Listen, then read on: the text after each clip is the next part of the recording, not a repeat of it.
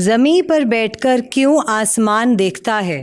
पंखों को खोल, ज़माना सिर्फ उड़ान देखता है। लहरों की तो फितरत ही होती है शोर मचाना, मंजिल उसी की होती है जो नज़रों में तूफान देखता है। Jai Janendra and good evening, respected dignitaries, esteemed guest, and my beautiful audience. It gives me immense pleasure to be your host this evening. As we gather here for the most fruitful session by our distinguished guest, Dr. Vikas Divyakirti ji.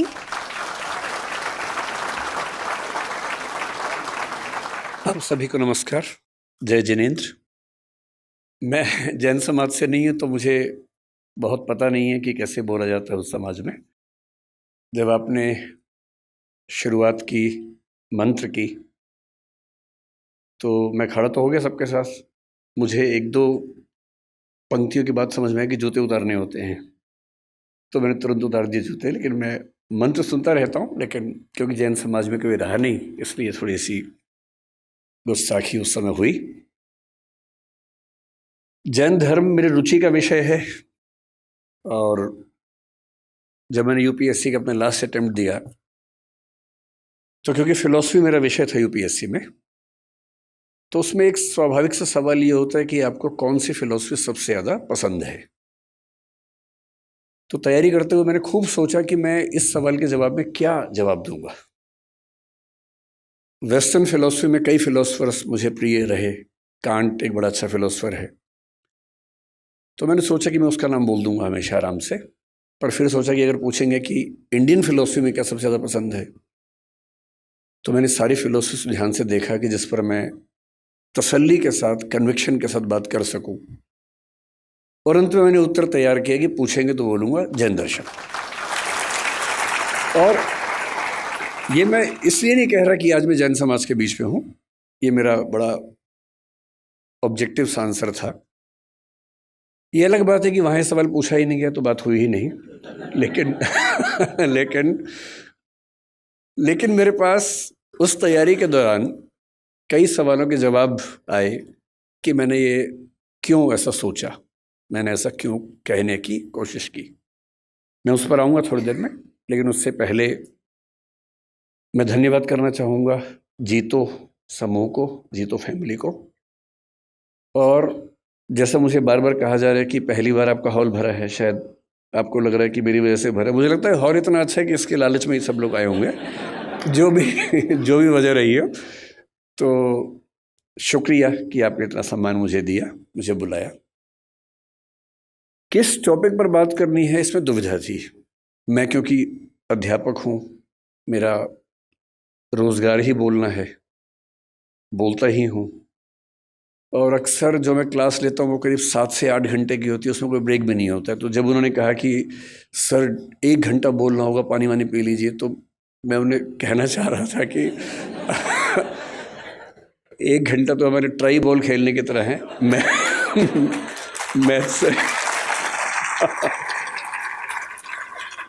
Maths तो शुरू उसके बाद होता है हमारा। तो मेरी चुनौती ये नहीं होती कि मैं 1 घंटा क्या बोलूं, चुनौती ये होती कि 1 घंटे में कैसे ख़त्म करूं। और दूसरा, हम लोग इतना फोकस्ड हैं अपने पढ़ने पढ़ाने के प्रोसेस में कि जब मुझसे कोई कहते हैं कि आप किसी भी विषय में बोल दीजिए, तो मैं कुछ भी नहीं सोच पाता हूँ कि मैं क्या बोलूँ। तो मैंने इनसे बहुत निवेदन किया उस दिन। मैंने कहा आप मुझे कोई टॉपिक दे दीजिए, कुछ भी दे दीजिए, जो टॉपिक आपका मन करे, किसी विषय का दे दीजिए, पर दे दीजिए मुझे कोई टॉपिक। तो बोले सर आप क्या क्या बोल सकते हैं। मैंने कहा आप बताइए ना। मैंने कहा आप जैनिज़्म पर बात करना चाहें तो मैं जैन फिलॉसफी पर आपसे 2-3-4 घंटे बात कर सकता हूँ, क्योंकि वो मेरा बड़ा प्रिय विषय है। स्यादवाद पर, अनेकांतवाद पर, मैं पंचव्रत पर, महाव्रत पर, अणुव्रत पर, जिस पर आप बात करना चाहें, इनमें से किसी भी विषय पर आप 2 घंटे बुलवा लीजिए, बोल दूंगा। पर्यूषण मेरा बहुत प्रिय विषय है, जिसको मैंने क्षमा वाणी के बारे में मैंने 10 साल पहले कहीं लिखा था फेसबुक पे, तब मैं फेसबुक पे एक्टिव था, अब तो नहीं हूँ, कि अगर मुझे दुनिया के सारे धर्मों को मिला के एक धर्म बनाने का मौका मिल जाए कभी, तो मैं जैन धर्म की एक चीज़ ज़रूर उसमें शामिल करूँगा, और वो है उसका क्षमा वाणी पर्व। और वो इसलिए करूँगा कि बात आज की नहीं है, बात किसी भी दौर की है। आज की ज़्यादा है। हम सब इतने व्यस्त हैं कि हम जिनसे जुड़े हैं, जो नज़दीकी लोग हैं, दोस्त हैं, रिश्तेदार हैं, हमें पता भी नहीं चलता कब हमारे मुंह से कुछ ऐसा निकलता है कि उनको बुरा लग जाता है। ये भी हो सकता है कि हमारी नीयत एकदम ठीक रही हो, हमने सोच समझ के ना ही बोला हो, पर किसी खास कॉन्टेक्स्ट में किसी खास व्यक्ति ने मेरी किस बात को किस रूप में लिया, ये तो मुझे नहीं पता। कई बार ऐसा होता है कि मैंने अपनी ओर से कुछ गलत नहीं किया, पर सामने वाला मुझसे नाराज है, मुंह फुला के बैठा है, मुझे पता भी नहीं है। पता हो तो मैं उससे माफ़ी मांग भी लूँ, मुझे पता ही नहीं है। वो कहेगा भी नहीं, उसका भी गुरूर है, सम्मान है, आत्मसम्मान है, कैसे कहे, कैसे खुद याद दिलाए कि तुमने एक बार ऐसा कह दिया था तो मैं नाराज़ हूँ। तो जब मैंने सुना कि मेरे मेरे बहुत सारे दोस्त जैन परिवारों से आते हैं, उनमें से एक ने 8-10 साल पहले जब मुझे पहली बार व्हाट्सएप पे भेजा मिच्छामी दुक्कड़म, तो मुझे लगा पता नहीं क्या स्पेलिंग मिस्टेक तो नहीं, क्या लिखा है। और उसके आगे लिखा उसने कि यदि पिछले 1 साल में मुझसे कोई भूल हुई हो, त्रुटि हुई हो, तो मैं उसके लिए माफ़ी चाहता हूँ। मुझे लगा क्या हो गया इसको, सब तो ठीक ही था। तो क्योंकि मेरा बड़ा अच्छा दोस्त है, मैंने कहा जाओ माफ़ किया। कोई बात नहीं। फिर मैंने उससे पूछा, मैंने कहा क्या मामला क्या है, तब उसने बताया।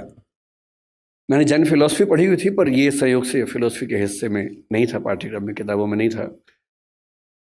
तो जब मैंने सुना कि साल में एक ऐसा दिन है जब आपको बिना किसी वजह के माफ़ी मांग लेनी है, कि शायद कोई गलती हुई हो, नहीं भी हुई तो हम एज्यूम कर लेते हैं कि गलती हुई होगी, और मुझे माफ़ कर दो भाई। मुझे लगा कि किसी समाज के रिश्तों को इंटैक्ट रखने के लिए, बनाए रखने के लिए, ये कितना सुंदर त्यौहार है। उस चीज़ की माफ़ी जो शायद मुझे याद भी नहीं। और अगर सब लोग इतने विनम्र हो जाएं, इतने हम्बल हो जाएं, तो झगड़ा किस बात का है फिर। और अगर यही स्थिति सारे धर्मों में हो जाए, सारे देशों में हो जाए, तो फिर क्यों झगड़ा है। अगर एक बार पाकिस्तान हमसे मिच्छामी दुक्कड़म कह दे तो दिक्कतें ही खत्म हो जाएंगी। फिर मैंने सोचा मिच्छामी दुक्कड़म कहाँ से आया, तो मैं भाषा भी मेरा विषय रहता है, तो मैं समझ गया कि प्राकृत और पाली वाला मामला होगा। जब रिसर्च की तो पता लगा प्राकृत का है। तो संस्कृत के एक शब्द या वाक्यांश से यह बना मिथ्या में दुष्कृतम। मिथ्या का मतलब दर्शन में अलग अलग होता है। शंकराचार्य ने मिथ्या को अलग सेंस में लिया, जैन दर्शन अलग सेंस में लेता है। यहाँ मिथ्या का मतलब है नॉन कॉन्सिक्वेंशियल, जो निरर्थक हो जाए, बीज रहित हो जाए। तो मिथ्या में दुष्कृतम, जो दुष्कृतम, दुष्कार्य, गलती मुझसे हो गई है, वो मिथ्या हो जाए, मैं आपसे ये निवेदन करता हूँ। और वही प्राकृत में आते आते मिच्छा में दुक्कड़म हुआ। तो आज जो मुझसे मिस्टेक हुई, मैंने जूते पहन के पहला मंत्र सुन लिया, तो उसके लिए मैं आप सबसे मिच्छा में दुक्कड़म कह देता हूँ, और उसके बाद यहाँ से अपनी बात की शुरुआत करता हूँ। मैं ज़्यादा लंबा बोलने के लिए कुख्यात भी हूँ, तो आप मुझे संकेत कर दीजिएगा जब आपको लगे कि काफ़ी हो गया, तो मैं तो मैं वहीं पर अपनी बात रोक दूंगा।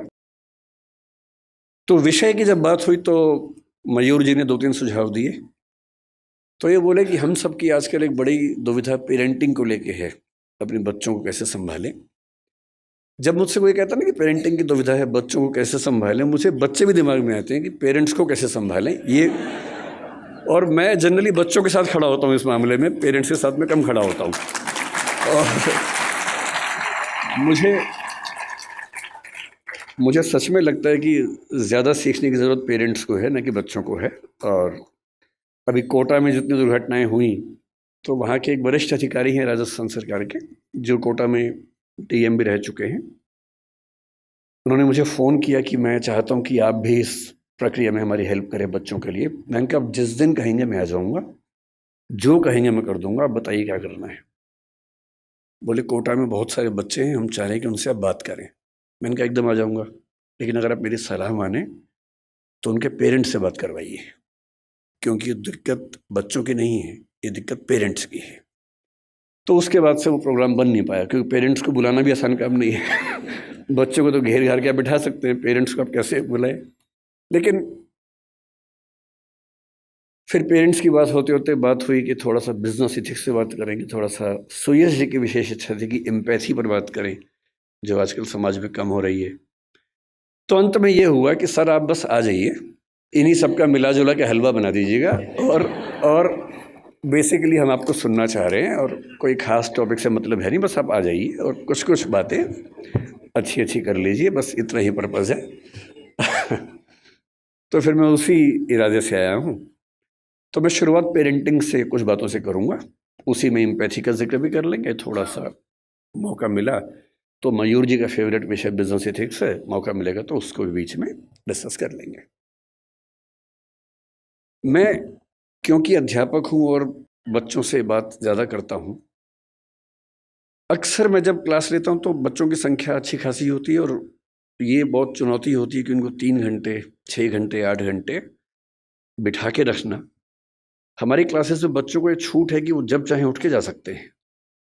मेरी क्लास में विशेष रूप से और भी छूट है, वो सो भी सकते हैं क्लास में, मैं उनको कभी नहीं रोकता हूँ। इतना ही कहता हूँ कि नींद आए तो कोने वाली कुर्सी पर चले जाए ताकि दीवार पे सिर लगे तो ज़्यादा चोट ना आए, ऐसे सिर पे झटका आ सकता है। वो मेरी क्लास में खा भी सकते हैं। मैं खुल के बोलता हूँ कि मेरी क्लास में आपको बिल्कुल नहीं सोचना है, खाने का मन करे खाते रहो, नींद आए सो जाओ, उठने का मन करे उठ के चले जाओ, मुझे कहीं कोई दिक्कत नहीं है। अगर आप मेरी क्लास में उठ पा रहे हैं, खा पा रहे हैं, तो ये मेरा फेलियर है, आपका नहीं है कि मैं आपको रोक नहीं पा रहा हूँ। तो इसी बहाने मुझे फीडबैक भी मिलता रहता है कि मैं कैसा पढ़ा रहा हूँ। तो आप लोग अपना हरकतें करते रहिए और मैं अपना काम करता रहूँगा। तो बहुत ज़रूरी होता है कि उन बच्चों को बहुत शुष्क तरीके से ना बताया जाए, थोड़ा रोचक तरीके से बात की जाए। रोचक तरीके से बात करने का एक ही तरीका है कि आप उनको कहानियों के माध्यम से बताएं, एग्जाम्पल्स के माध्यम से बताएं, एनेक्डोट्स इनको हम कहते हैं, घटनाओं के माध्यम से बताएं। और जैसे ही हम घटनाएं सुनते हैं, कहानियां सुनते हैं अपने आसपास की, तो हमें किसी चीज़ का महत्व और कॉन्सेप्ट दोनों समझ में आते हैं। मैं जहाँ से ये बात करना शुरू करना चाहता हूँ वो ये है कि पेरेंटिंग के नज़रिए से हमारा समय दुनिया के इतिहास का सबसे मुश्किल समय है। पेरेंटिंग हमेशा मुश्किल रही है। मेरी राय में इस दुनिया का सबसे मुश्किल काम माँ होना है, बाकी सारे काम आसान हैं। माँ बन के अपने बच्चे को पालना इतना मुश्किल काम है। मतलब बाप लोग जाते हैं, बिजनेस करते हैं, पैसा कमाते हैं, सब कुछ करते हैं, बड़ी बात है, वो भी छोटी बात तो नहीं है। लेकिन उससे ज़्यादा मुश्किल है एक छोटे बच्चे के साथ 24 घंटे गुजारना, बिना क्रोधित हुए गुजारना, उसकी हर तरह की जिद, हर तरह की छटपटाहट, बेचैनी को झेलते हुए गुजारना, अपने जो करियर हो सकता था उसको दांव पे लगा के उसकी ज़िंदगी को संवारना। एक छोटा बच्चा एक स्टार्टअप जैसा होता है, क्योंकि जैन समुदाय है इसलिए मैं ऐसी भाषा ज़्यादा बोल रहा हूँ। एक स्टार्टअप जैसा है, आप उस पर 15, 17, 18 साल इन्वेस्ट करेंगे, बहुत सारी पूंजी खर्च करेंगे, समय खर्च करेंगे, तो जाके उसकी वैल्यूएशन बनती है। और नहीं तो जैसे स्टार्टअप्स फेल होते हैं, 1000 में से एक आधी पास होता है, बहुत सारे स्टार्टअप फेल होते हैं। तो ये परवरिश की दुनिया में भी होता ही है। जब मैंने कुछ घटनाओं की खोज की कि आजकल के चैलेंजेस क्या हैं, तो मैं घटनाएं पढ़ के बहुत घबरा सा गया। फिर मैंने कारणों की खोज की। मैंने देखा कि पिछले केवल 6 महीने की अगर मैं बात करूं या 2-3 साल की बात करूं, तो ये घटना कि किसी पेरेंट ने अपने बच्चे को मार ही दिया, किसी भी दौर की तुलना में ज्यादा हो रही है। फिलिसाइड एक शब्द होता है साइकोलॉजी में। फिलिसाइड का मतलब है अपने बच्चे को मार देना। फिलिसाइड जिस गति से हमारे समाज में इस समय है, उतना किसी दौर में नहीं था। आज के ही अखबार में एक खबर मैंने पढ़ी, परसों की खबर है। कर्नाटक का एक जिला है, उत्तरी कन्नड़ बोलते हैं उसको। एक माँ अपने बच्चे से इतनी परेशान हो गई, 6 साल का बच्चा था, ठीक से सुन नहीं सकता था, ठीक से बोल नहीं सकता था, कि अंत में उसने क्या किया, परसों एक नदी में जहां बहुत सारे मगरमच्छ थे, अपने बच्चे को फेंक दिया। और जब खबर मिली प्रशासन को, प्रशासन गए, तब तक बच्चे का मतलब जो डर था वो हो चुका था, उसकी मौत हो गई थी।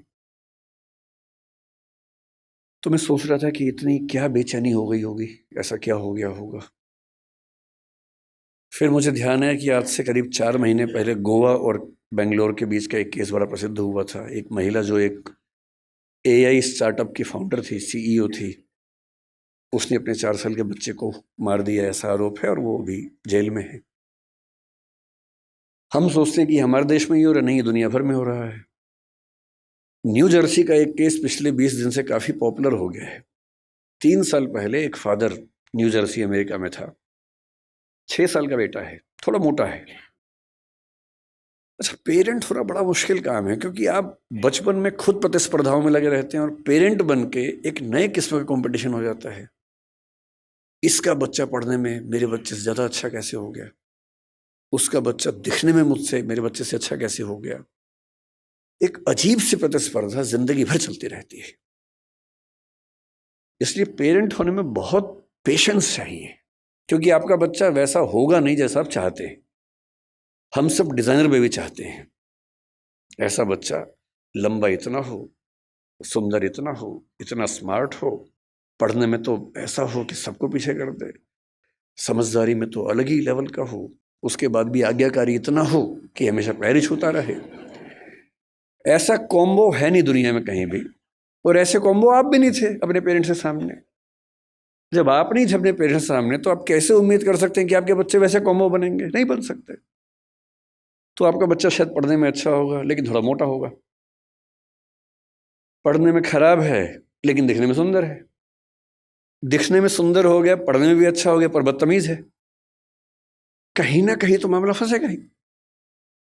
और जब तक मामला घर के अंदर है मैनेज हो जाता है, जब बाहर जाने लगता है तो बड़ा पेशेंस चाहिए। लोग मजाक बनाएंगे आपके बच्चे का, 10 लोग आपके सामने चिढ़ा के बोलेंगे तुम्हारा बच्चा जो है ना देखने में भद्दा लगता है, आपका खून जल जाता है उस समय, अहिंसा का विचार हट जाता है उस समय। मन करता है कि अभी तो हिंसा हो ही जाए, बाद में अहिंसा देख लेंगे, ऐसा मन में आता है। स्वाभाविक सी बात है, सबके मन में आता है। तो उस आदमी के साथ जो हुआ न्यू जर्सी में, उसका बच्चा थोड़ा सा मोटा था। बहुत लोगों के बच्चे मोटे होते हैं, अमीर समाजों में ज़्यादा है, अमेरिका में ओबेसिटी ज़्यादा है, यूरोप में ज़्यादा है। मेरा ख्याल है कि भारतीय समाज में जैन परिवारों में दिक्कत थोड़ी ज़्यादा होगी, क्योंकि जैन समाज भारत का सबसे अमीर समाज है, तो ये खतरा ज़्यादा है। सीधी सी बात है, खतरा ज़्यादा है, क्योंकि जहाँ एफ्लुएंस ज़्यादा है, पैसा ज़्यादा है, सुविधाएं ज़्यादा हैं, वहाँ ये खतरा ज़्यादा है। सिंपल सी बात है। तो वो पेरेंट ऐसा था, बाप, एक दिन उसको शायद किसी ने कह दिया होगा तुम्हारा बेटा बहुत मोटा है, उसे गुस्सा आ गया। 6 साल का बेटा, उसने बेटे को पकड़ा कि चलो जिम चलो मेरे साथ। बेटे ने कहा पापा क्यों ले जा रहे हो, लेकिन उस समय उसको बचाने वाली माँ घर में नहीं थी, तो बाप घसीटता वो ले गया जिम उसको, और ट्रेडमिल चलाया कि चलो दौड़ो इस पे। ट्रेडमिल तेज कर दिया, बच्चा पूरी ताकत से दौड़ रहा है लेकिन नहीं दौड़ पा रहा, धम से गिरा नीचे। बाप ने 2 झापड़ मारे, फिर चढ़ाया ट्रेडमिल के ऊपर, 5-6 बार वो गिरा, और ऐसा गिरा कि उसकी मौत हो गई। और अब 3 साल बाद इस घटना के, लगभग 3 साल हो गए इस बात को, अब केस शुरू हुआ है, उसके फादर जेल में हैं, 30 साल की सजा का प्रस्ताव दिया गया सरकार की ओर से, क्योंकि वहाँ प्ली बार्गेनिंग होती है कि इतनी सजा ले लो तो केस नहीं चलाएंगे, नहीं तो केस चलाएंगे। तो उसने कहा कि मैं सजा नहीं मानूंगा, तो केस चल रहा है, बाप जेल में। ये घटनाएं इतनी मात्रा में पहले नहीं सुनी जाती थी। पहले किसी माँ का अपने बच्चे को मारना केवल एक स्थिति में होता था कि माँ अविवाहित है, वो ऐसी स्थिति में फंस गई है कि कुछ कर नहीं सकती है, उसके लिए जिंदा रहना मुश्किल है, तब भी वो मारती नहीं थी, कहीं छोड़ देती थी, भाग जाती थी। ऐसी ये घटना में कबीरदास का इतिहास हम पढ़ते हैं। यहूदियों के जो प्रवर्तक हैं हजरत मूसा, उनका इतिहास भी ऐसा है। उनकी माँ ने भी उनको इस तरह से एक नदी के पास छोड़ा था, और फिर वहां से जो राज परिवार था उसने उसको अपना लिया था। ये घटनाएं बढ़ रही हैं, इसका मतलब पेरेंट्स का जो पेशेंस का लेवल है वो दुनिया के इतिहास का सबसे कम इस समय हो चुका है। एक तरफा नहीं है, ये बच्चों की साइड से भी है। अगर आप बच्चों का मनोविज्ञान देखेंगे तो वो भी बहुत अच्छे सिम्टम्स नहीं आ रहे हैं इस समय। अभी 2-3 महीने पहले बेंगलोर में घटना घटी है। 14 साल का एक बच्चा, 15 साल का उसका भाई, 2 भाई हैं, 14 साल के बच्चे ने अपने माँ बाप दोनों की हत्या कर दी। एक बहुत बड़ा बोल्डर उनके ऊपर फेंका, बाप के ऊपर। पिता को मारना चाह रहा था, माँ दुर्भाग्य से क्योंकि साथ में थी उसकी मौत हो गई। और फिर पूछा गया कि ऐसा क्यों किया भाई तुमने? उसने जो कहा वो हम सबके लिए बहुत जरूरी है। उसने कहा पिछले कुछ समय से मुझे और मेरे भाई को एलर्जी हुई, उस एलर्जी की वजह से हमारी त्वचा कहीं कहीं जल गई, काली हो गई। और रोज हमारे पापा बोलते थे, मतलब गालियां देते थे कि तुम कितने भद्दे दिखते हो, बदसूरत दिखते हो, क्या करते हो, बदतमीजी करते हो, कुछ गलत काम करते हो, इसलिए ऐसा हो गया है। और उसने पुलिस को बताया कि एक तो मैं खुद परेशान कि मेरे साथ ये क्या हो रहा है, और जब मैं घर आता था इस उम्मीद में कि घर पे कम से कम घर पे तो लोग मुझे समझेंगे, वहां तो प्रेम मिलेगा, वहां तो अनकंडीशनल तरीके से मुझसे बात होगी। वहां भी गालियां पड़ती थी, रोज गालियां सुनता था। और एक दिन जब गालियां बहुत ज्यादा हो गई, नहीं झेल पाया, तो मैंने कदम उठाया और मुझे इस बात का कोई अफसोस नहीं।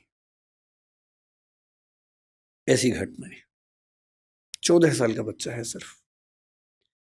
आप इंटरनेट पे केवल एक चीज सर्च करके देखिए कि ऐसी माताएं या पिता बूढ़े जिनको बच्चों ने घर से बाहर निकाल दिया हो। मैंने यूं ही परसों नेट पर सर्च किया, old age parents who have been thrown out by their children from the home. मुझे लगा एक आध घटना सामने आएगी, कुछ पता पढ़ूंगा उसके बारे में। इंटरनेट के कई पेजेस भर गए, घटनाएं खत्म नहीं हो रही थी। और जो मोस्ट रिसेंट घटनाएं थी उनमें से एक थी बंगाल की, एक ऐसी औरत जिसका पति मर गया, 90 साल की है, 7 बच्चे हैं। 7 बच्चे उन घरों में रहते हैं जो उस महिला के पति ने और उसने मिलकर बनाए थे। और 7 बच्चों ने अपनी माँ को घर से बाहर निकाल दिया। जिस जगह में रहती थी, 12/7 की घटना है। 12/7 एक जगह है बंगाल में, वहां की घटना है। अब माँ घर में है, कैसे निकाले? किराए पर एक टीम को हायर किया, बदमाशों की टीम को। वो आई, माँ को उठाया, रात को लेके गई और कहीं फेंक के आ गए, सिर्फ इसलिए कि इस बुढ़िया का झंझट कौन उठाए। जब ऐसी घटनाएं, आप भी पढ़ते ही होंगे अखबारों में, मैं भी पढ़ता हूं, और जब जब ऐसी घटनाएं हमारे सामने आती हैं तो हमें बहुत केयरफुल हो जाना चाहिए कि कुछ ऐसा हो रहा है जो ठीक नहीं है। और ये मामला ये कह के टाल देना कि बच्चे आजकल ठीक नहीं हैं, ये पेरेंट्स का सबसे आसान सेफ मैसेज है कि आजकल के बच्चे ठीक नहीं हैं। हमें समझना चाहिए कि ये मामला बच्चों से ज़्यादा पेरेंट्स के लिए महत्वपूर्ण है कि उनसे कहीं कोई ऐसी गलती तो नहीं हो रही कि ऐसी घटनाएं हमारे समाज में ज़्यादा हो रही हैं। तो मैं भी एक पेरेंट हूँ। पेरेंटिंग पर बोलने का बहुत हक मुझे नहीं है, क्योंकि मैं ऐसा कोई 30 मार का पेरेंट नहीं हूँ। मेरा बच्चा भी बड़ा साधारण सा है, सामान्य सा बच्चा है। पर मुझे एक बात का सुकून है, मैं उसकी साधारणता को बहुत एंजॉय करता हूँ, मुझे बड़ी खुशी होती है। और जो सबसे अच्छा बाप मुझे लगा पिछले 10-20 साल में इस समाज में, सबसे अच्छा बाप, वो मध्य प्रदेश के सागर में रहता है, एक कॉन्ट्रैक्टर है। 2018 में एक खबर पड़ी, मैं पढ़ के दिन भर खुश रहा उस खबर को पढ़ने के बाद। उसका बच्चा 10वीं क्लास में फेल हो गया। अब हम सबके बच्चे फेल होते हैं कहीं ना कहीं। हाँ, पूरी क्लास में फेल नहीं होता, एक आध सब्जेक्ट में फेल हुआ, कहीं नंबर कम आ गए, सब होता ही है हमारे साथ, कौन सी खास बात इसमें है। पर हम सब छिपाने में लग जाते हैं। हम सब बच्चों पर दबाव बना बना के उनको कोटा भेजते हैं, और फिर हम खबरें पढ़ते हैं कि एक साल में 25-30 बच्चों ने सुसाइड कर लिया, क्योंकि वो दबाव झेल नहीं पाए सफलता का। उस बाप को बड़ी चिंता हो गई कि मेरा बच्चा फेल हुआ है, उसके आसपास के बच्चे चिढ़ाएंगे, उन बच्चों के पेरेंट्स चिढ़ाएंगे, बुलिंग होगी, इस बच्चे पर दबाव ना हो जाए। उसने क्या किया, उसी दिन शाम के समय एक बहुत बड़ी पार्टी दी, सबको बुलाया, एक पार्टी है, बताया नहीं क्यों बुलाया, बच्चे को उसमें बुलाया और सबके सामने बोला, ये पार्टी इसलिए है कि मेरे बच्चे ने मेहनत की थी, फेल हो गया कोई बात नहीं, मैं एकदम इसके साथ हूँ, और ये बच्चा मोटिवेशन के साथ अगले साल आपको पास होकर दिखा देगा, डरने की बात नहीं। और मैं दंग रह गया कि कोई बाप इतना सुंदर कैसे हो सकता है, इतना खूबसूरत बाप, कि मेरा बच्चा फेल हो गया। मैं तो इसको भी सेलिब्रेट करूंगा, भाई मेरे बच्चे ने मेहनत की थी, नहीं रिजल्ट आया तो क्या हो गया। मैं क्यों एक्स्ट्रा वजह बनूं कि उस बच्चे के डिप्रेशन में जाने की, एंग्जाइटी में जाने की। और वो खबर पढ़ के मुझे लगा कि ये तो एक फिल्म बनाने लायक खबर है। आजकल मैं खबरें पढ़ता हूँ तो मुझे वो भी दिमाग में आने लग गया कि फिल्म किस पे क्योंकि पिछले कुछ साल मेरा वैसा एक्सपीरियंस भी रहा इस फिल्म के स्क्रिप्ट लिखने के दौरान। ट्रेनिंग ऐसी हुई कि अब हम खबर पढ़ते सोचते कि फिल्म में कैसे सेट होगा, कैसे फिल्म में ला सकते हैं इस बात को। अच्छी खबरें भी है, लेकिन बुरी खबरों का अनुपात थोड़ा सा बढ़ा है। और तब मैं सोचने पर मजबूर होता हूँ कि क्या ऐसी वजह है। ये तो बहुत आसान बात है कि मैं कहूँ कि जो बात हमारे ज़माने में थी वो आज के ज़माने में नहीं है। अरे हमारे ज़माने के बच्चे जैसे होते थे आज के ज़माने के नहीं होते। ये तो बात हर बूढ़ा आदमी बोलता अपने बच्चों को। आपके पेरेंट्स आपको बोलते थे, आप अपने बच्चों को बोलते होंगे, तो सामान्य बात है। लेकिन हमारी नई पीढ़ी सचमुच एक ऐसे दौर में है जो मानवता के इतिहास में आज तक नहीं आया है, और इसको हम जितना जल्दी समझ लेंगे उतना अच्छा रहेगा। हम जब बच्चे थे, हम स्कूल जाते थे, स्कूल में कुछ गड़बड़ हो भी गई तो स्कूल में बात खत्म हो जाती थी। बहुत हुआ तो पेरेंट्स के पास चिट्ठी आती थी, फिर घर में पिटाई होती थी, उतना ही मामला था। थोड़ा स्कूल में पिटे, थोड़ा घर में पिटे, मामला खत्म, बात खत्म हो गई। स्कूल में आपने कुछ गलती कर दी, 4 लोगों ने चिढ़ाया, थोड़ी बुलिंग हुई, सब लोग हंसे, आपके 2 आंसू निकले, ठीक है, बात खत्म हो गई। उसके बाद आप पर इम्पैक्ट किसका था? टीचर का था, पेरेंट्स का था, स्कूल के दोस्तों का था, गली के दोस्तों का था। इतनी दुनिया हमारी होती थी। हम खूब खेलते थे स्कूल के बाद, स्वाभाविक था, कुछ और था ही नहीं खेलने के लिए। हम क्या करते? खेलते ही थे। कभी क्रिकेट खेला, फुटबॉल खेला, कंचे खेले, गुल्ली डंडा खेला, सब कुछ खेला। पर खेला, घर से बाहर निकले, खेले हम लोग। जब मेरा स्कूल खत्म हो रहा था उस समय वीडियो गेम्स आनी शुरू हो गई थी। मारियो नाम की एक वीडियो गेम आई थी जिसका मैं बाद में चैंपियन बन गया था। मैंने ठीक ठाक उसमें अभ्यास किया था, और उसके लिए खेलने के लिए स्पेशल जगह जाना होता था। एक वीडियो गेम शॉप होती थी, घर से पैसे चुराने होते थे या मांगने होते थे, क्योंकि वहाँ पैसे लगते थे। पैसे इतने कहाँ से आएंगे? फिर आप वहाँ खेलेंगे, दीवानों की तरह खेलते रहेंगे। वो शुरू हुआ था। आज के बच्चों की जो हालत है, मुझे क्योंकि ऐसे बहुत सारे पेरेंट्स मिलते हैं, बहुत सारे बच्चे भी मिलते हैं। कई बच्चे मेरे पास आके जब अकेले में बात करते हैं तो कुछ ऐसी बातें बोलते हैं जो पेरेंट्स हमें नहीं बोल सकते हैं। मुझे उनके पेरेंट्स पे तरस आता है। जो घटना मैं आज तक नहीं भूल पाया, मुझे एक बच्ची ने आज से 15 साल पहले आके क्या कहा, लगभग रोते हुए, कि मैं आईपीएस बनना चाहती हूँ। मैंने कहा ठीक है, तो उसमें रोने क्या बात है? आईपीएस तो खुश होकर बनो, रो के क्यों बनना है? तो उसने कहा आईपीएस इसलिए बनना है कि आज से कुछ साल पहले गांव में मेरा गैंग रेप हुआ था। अभी मामला सीरियस हो गया, मैं चुप हो गया। मैंने पूछा फिर आपके पेरेंट्स ने क्या एक्शन लिया? पुलिस में रिपोर्ट की या नहीं की? उसने कहा नहीं, पुलिस तो बात की बात है। मेरे जीवन की सबसे बड़ी दुविधा ये है कि मैं अपने पेरेंट्स को बता नहीं सकती, क्योंकि वो मुझ पर भरोसा नहीं करेंगे, मेरी ही गलती निकालेंगे। तो मैंने कहा तुमने बताया नहीं पेरेंट्स को? बोले नहीं, ना बताया है, ना बता पाऊंगी, आज तक किसी को नहीं बताया है। रोज घुटती हूं अंदर ही अंदर, आज पहली बार आपको बता रही हूं। और आईपीएस इसलिए बनना है कि जो मेरे साथ हुआ किसी और के साथ ना हो। और मैं तब से सोचता हूं कि वो कितने अभागे और मूर्ख पेरेंट्स होंगे जो अपने बच्चे से ये बात नहीं कर सकते। आपका बच्चा गैंगरेप का शिकार हो गया और उसमें इतनी हिम्मत है कि उस चीज को झेल गया, आपको नहीं बता पा रहा, क्योंकि उसको आप पर इतना भी भरोसा नहीं है कि आप उसकी बात सुन पाएंगे। जितने रेप हमारे समाज में होते हैं उनमें से 95% घर के अंदर होते हैं। घर के मेंबर्स या दूर के रिश्तेदार या आस पड़ोस के लोग करते हैं। और उनमें से शायद 10% से ऊपर की खबर किसी को लगती नहीं है। क्यों नहीं लगती है? क्योंकि जब जब कोई बच्ची अपने पेरेंट्स को बोलती है कि ऐसा हुआ है, पेरेंट्स कहते कि नहीं, तूने गलती की होगी, या छुपा दे, दबा दे बात को, चुप रहे, दूर रहा कर उनसे। हिम्मत नहीं करते कि हिसाब बराबर करें, अपनी बेटी का हक मांगे उस आदमी से, इतनी हिम्मत नहीं करते हैं। ऐसे बुज़दिल समाज में क्या होगा? डिप्रेशन नहीं होगा, एंजाइटी नहीं होगी तो क्या होगा? और उस लड़की की बात सुन के मैं हिल गया था। यह अलग बात है कि उस लड़की ने बहुत मेहनत की, बाद में आईपीएस बन भी गई। उसके बाद वो क्या कितना कर पाई मुझे नहीं पता, पर मेरा ख्याल है कि जिस जिस ज़िले में वो रहती होगी, कम से कम उस ज़िले की लड़कियां और बेटियां महफूज रहती होंगी। लेकिन वो तो एक अलग बात है, उसने क्या किया अलग बात है। एज पेरेंट्स हम क्या कर रहे हैं ये अलग बात है। और जो मैं अब बताने वाला हूं वो तो और घबराने वाली बात है। आज का समाज, आज की स्थितियां कैसी हैं?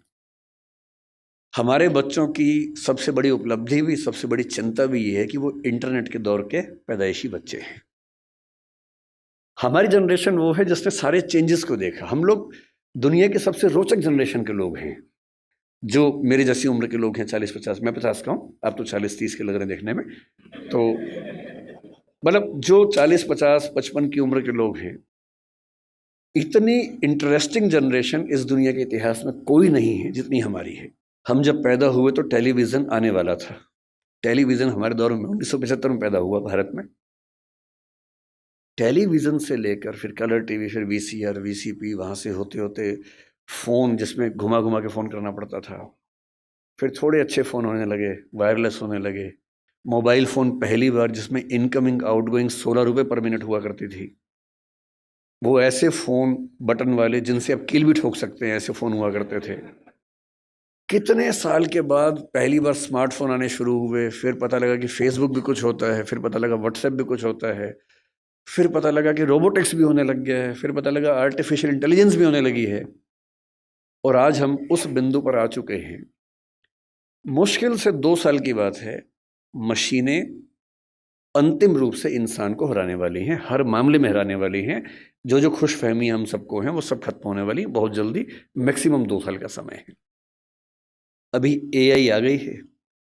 जिस दिन एजीआई ठीक से आ गई, एजीआई का मतलब है आर्टिफिशियल जनरल इंटेलिजेंस, और एआई की दुनिया के सबसे बड़े धुरंधर सैम ऑल्टमैन ने कल ही एक इंटरव्यू दिया, कल या परसों में, और कहा है कि चैट जीपीटी 4, जिसको आप बहुत बड़ा समझ रहे हैं कि कमाल हो गया है, वो अगले 2 साल बाद हास्यास्पद मानी जाएगी। वो प्रिमिटिव किस्म की टेक्नोलॉजी है, इतनी हास्यास्पद मानी जाएगी कि इतना भद्दा काम भी क्या हमने किया था कभी। और आज हम चैट जीपीटी को देख के दंग रह जाते हैं। कुछ भी करना हो, फोटो बनानी हो, वीडियो बनाना हो, रिसर्च करनी हो, कुछ भी करना हो, आप चैट जीपीटी को ठीक से प्रॉम्प्ट दीजिए। मतलब मैंने कई बार ऐसा करके देखा, एक विषय पर रिसर्च करनी है, पहले मुझे दिन भर लगता था 24 घंटे रिसर्च करने में, अब 24 सेकंड लगते हैं, वो सब कुछ करके देता है। और आज से 2 साल बाद ये प्रिमिटिव होने वाला है, आदिम होने वाला है, उसके बाद तो पता नहीं क्या होगा। इस दौर में जो बच्चे पैदा हुए, जिनको जेन जी और पता नहीं क्या क्या आजकल हम बोलते हैं, जनरेशन जी है, जनरेशन वाई है, हर 5-7 साल में चेंज हो रही जनरेशन आजकल। ये किस दौर के बच्चे हैं? ये पैदा होते हैं, जैसी माँ थोड़ी परेशान है, बाप परेशान है, खट से उसको मोबाइल फ़ोन दे दिया, ये टेलीविज़न पे लगा दिया कोई अच्छा सा टीवी चैनल जिसपे वो सब आ रहा है, राइम्स आ रही हैं, अच्छी अच्छी वीडियो के साथ आ रही है, कार्टून फिल्म आ रही है। और बच्चे को पता लग गया कि एक मेरा बाप है, एक मेरी माँ है, और एक इन दोनों से ज़्यादा इंटरेस्टिंग एक और है, ये बड़ा सा, इस पर हमेशा बढ़िया चीज़ें आती हैं, ये तो कभी कभी गुस्सा करते हैं, ये वाला ज़्यादा अच्छा है। तो टीवी पे ज़्यादा उसको मज़ा आने लगता है। अब रात को सो रहे हैं, वहाँ तो टीवी भी नहीं है, तो फिर फ़ोन दे दिया, फिर बच्चा फ़ोन में। कई बच्चे आजकल ऐसे हैं जो किताब जब पहली बार देखते हैं, किताब पे ऐसे ऐसे करते हैं, क्योंकि वो जिस दौर के बच्चे हैं उनको अखबार पे, किताब पे, इतना ही नहीं, दीवार पे ऐसे करने लग जाते हैं, टेबल पे ऐसे करते हैं कि बड़ी क्यों नहीं हो रही टेबल, क्योंकि वो क्या करें, उसी दौर के बच्चे हैं। ये तो मज़े की बात है कि अच्छा फ़ोन है, माँ की चिंता कम, बाप की चिंता कम हो गई, फ़ोन दिया, हम मस्त हो गए। लेकिन साथ में और क्या क्या आता है? इन बच्चों का खेलने का मन नहीं करता, क्योंकि इनके पास खेल से ज़्यादा रोचक चीज़ें हैं। मुझे अच्छे से याद है कि हमने पहली बार 5वीं 6वीं क्लास में जाके ऊट पटांग चीजें पढ़नी देखनी शुरू की थी स्कूल में।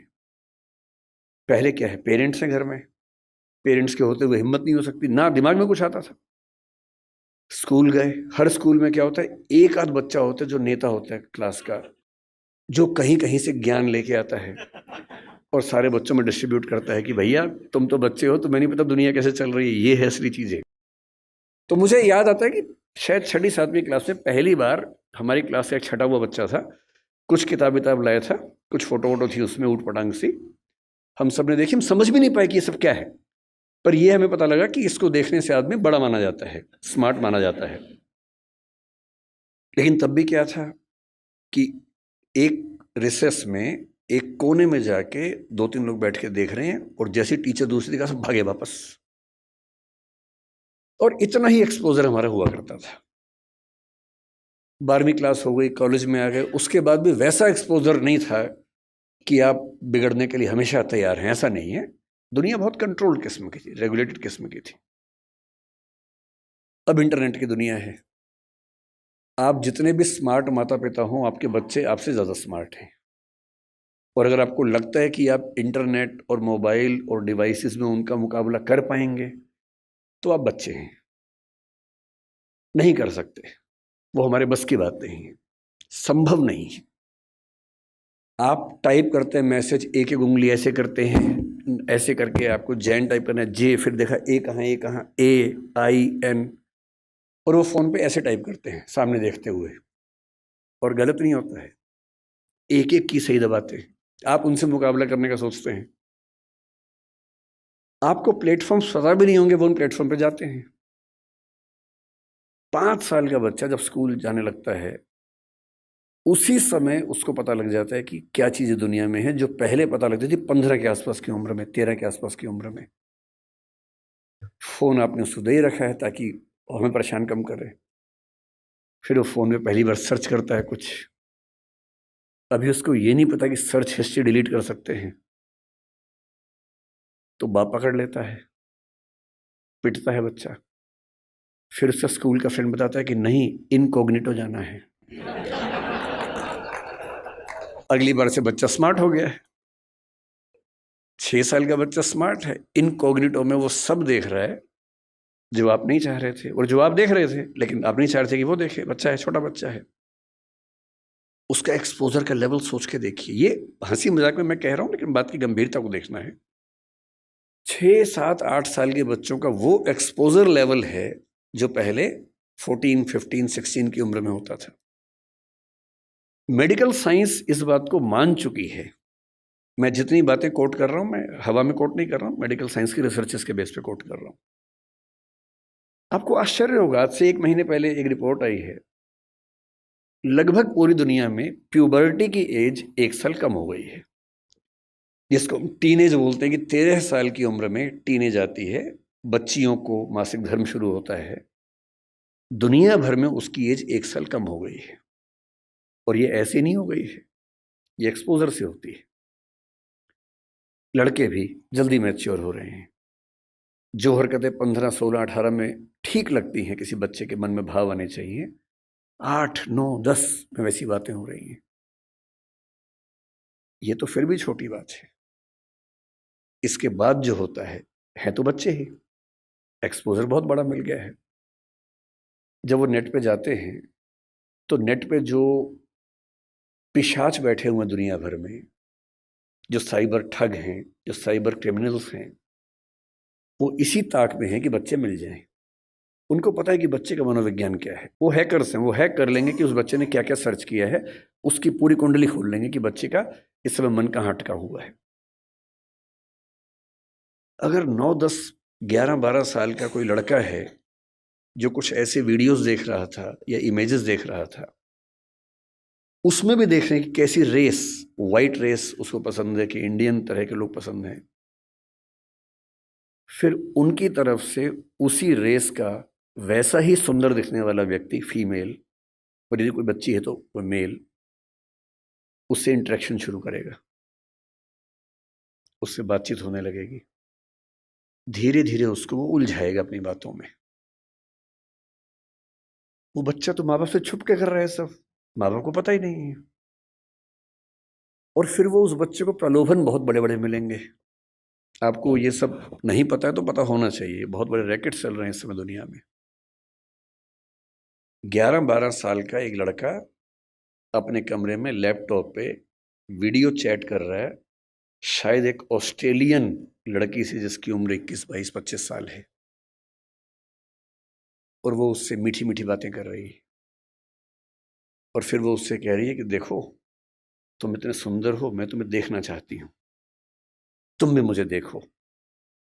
फिर वो अपने थोड़े से कपड़े उतारती है, उसको कहती है कि तुम भी ऐसा, वो तो प्रोफेशनल है, तुम भी ऐसा करो। और वो बच्चा जिसको कुछ नहीं पता कि ये दुनिया कैसी है, वो कुछ कर बैठता है, और ये पूरा वीडियो रिकॉर्ड हो रहा है। और जैसी ऐसी चीज होती है, उसके बाद खट से मैसेज आता है कि अगर 2 घंटे में इस अकाउंट में $500 जमा नहीं किए तो ये वीडियो क्लिप तुम्हारे पापा मम्मी, तुम्हारा इंस्टा अकाउंट मेरे पास है, इंस्टा अकाउंट में जितने तुम्हारे फ्रेंड्स हैं उन सबके पास चला जाएगा, सबके ईमेल आईडी मेरे पास है। इसको बोलते हैं सेक्सटॉर्शन। और ये इस समय टीनेजर्स की दुनिया की सबसे बड़ी क्राइसिस है। बड़ी बात नहीं है कि हम में से किसी का बच्चा झेल चुका हो, बड़ी बात तब होगी जब उसने आपको बताया हो।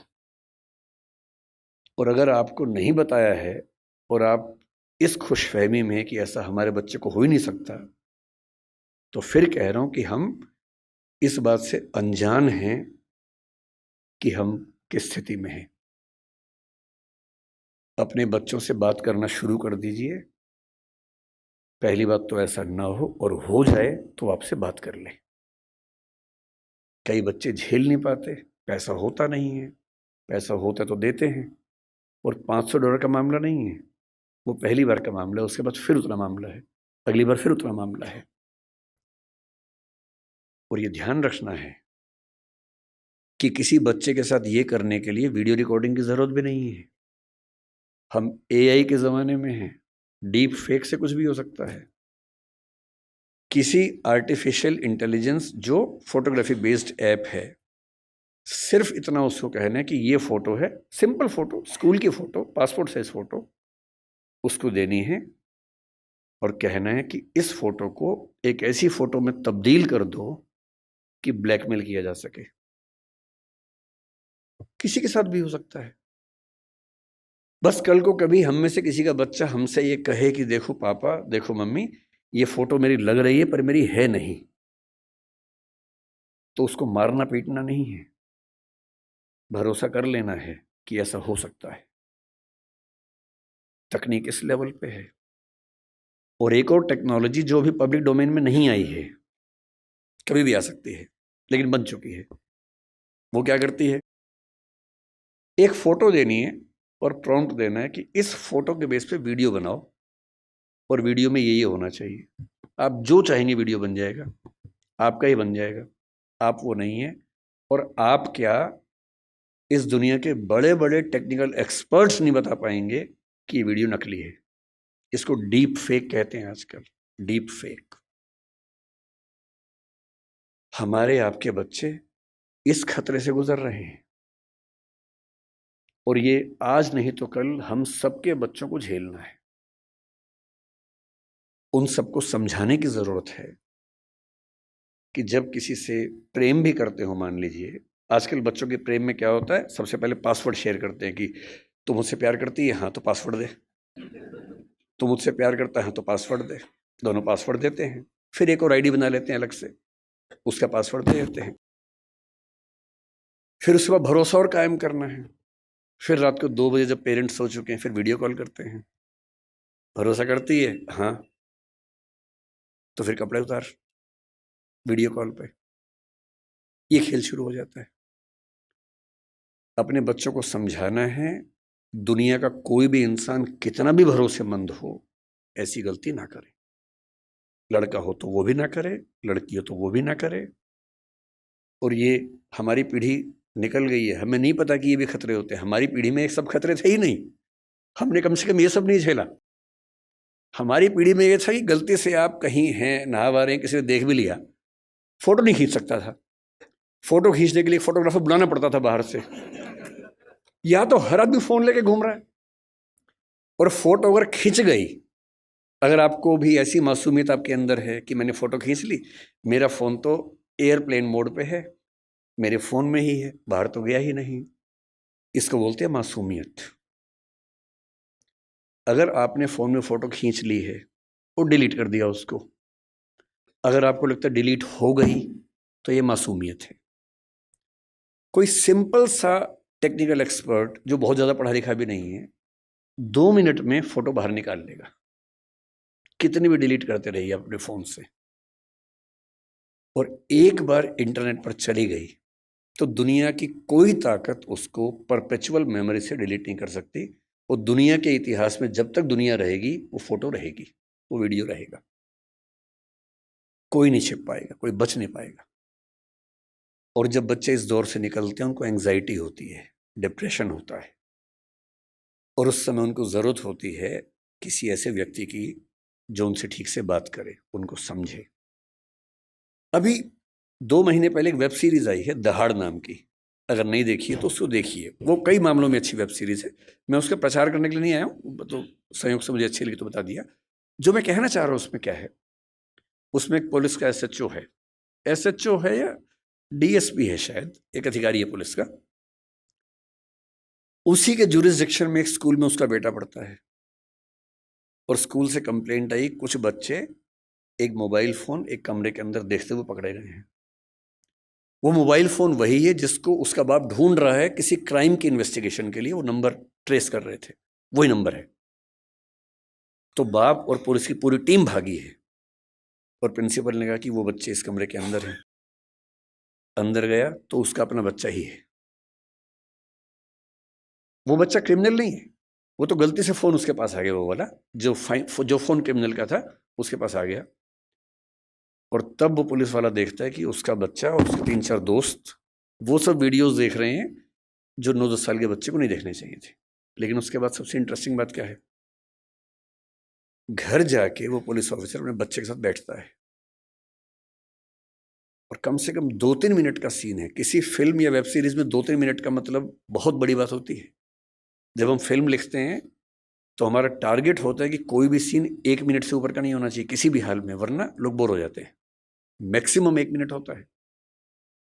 2-2.5 मिनट तक एक थीम पर बात चल रही है, इसका मतलब डायरेक्टर चाह रहा है कि ये बात ठीक से पहुंचे। और बाप अपने बेटे को सिखा रहा है कि बेटा ये चीजें इस रूप में नहीं होनी चाहिए, इस रूप में होनी चाहिए, सही उम्र में होनी चाहिए। और तुम जो वीडियो देख रहे थे उसमें लड़की को ऑब्जेक्ट की तरह इस्तेमाल किया जा रहा था। लड़कियां ऑब्जेक्ट नहीं होती हैं, इंसान होती हैं। तुम्हारी माँ, तुम्हारी बहन भी लड़की है। ध्यान रखना, जिससे प्रेम करो, जिससे शादी करो, वैसा ही सलूक करना जो चाहते हो कि तुम्हारी बहन के साथ भी हो। ये होती है बाप की जिम्मेदारी, ये होती है माँ की जिम्मेदारी कि जब बच्चे उस रास्ते पर जाए तो उनको थोड़ा समझाए कि क्या करने की जरूरत है।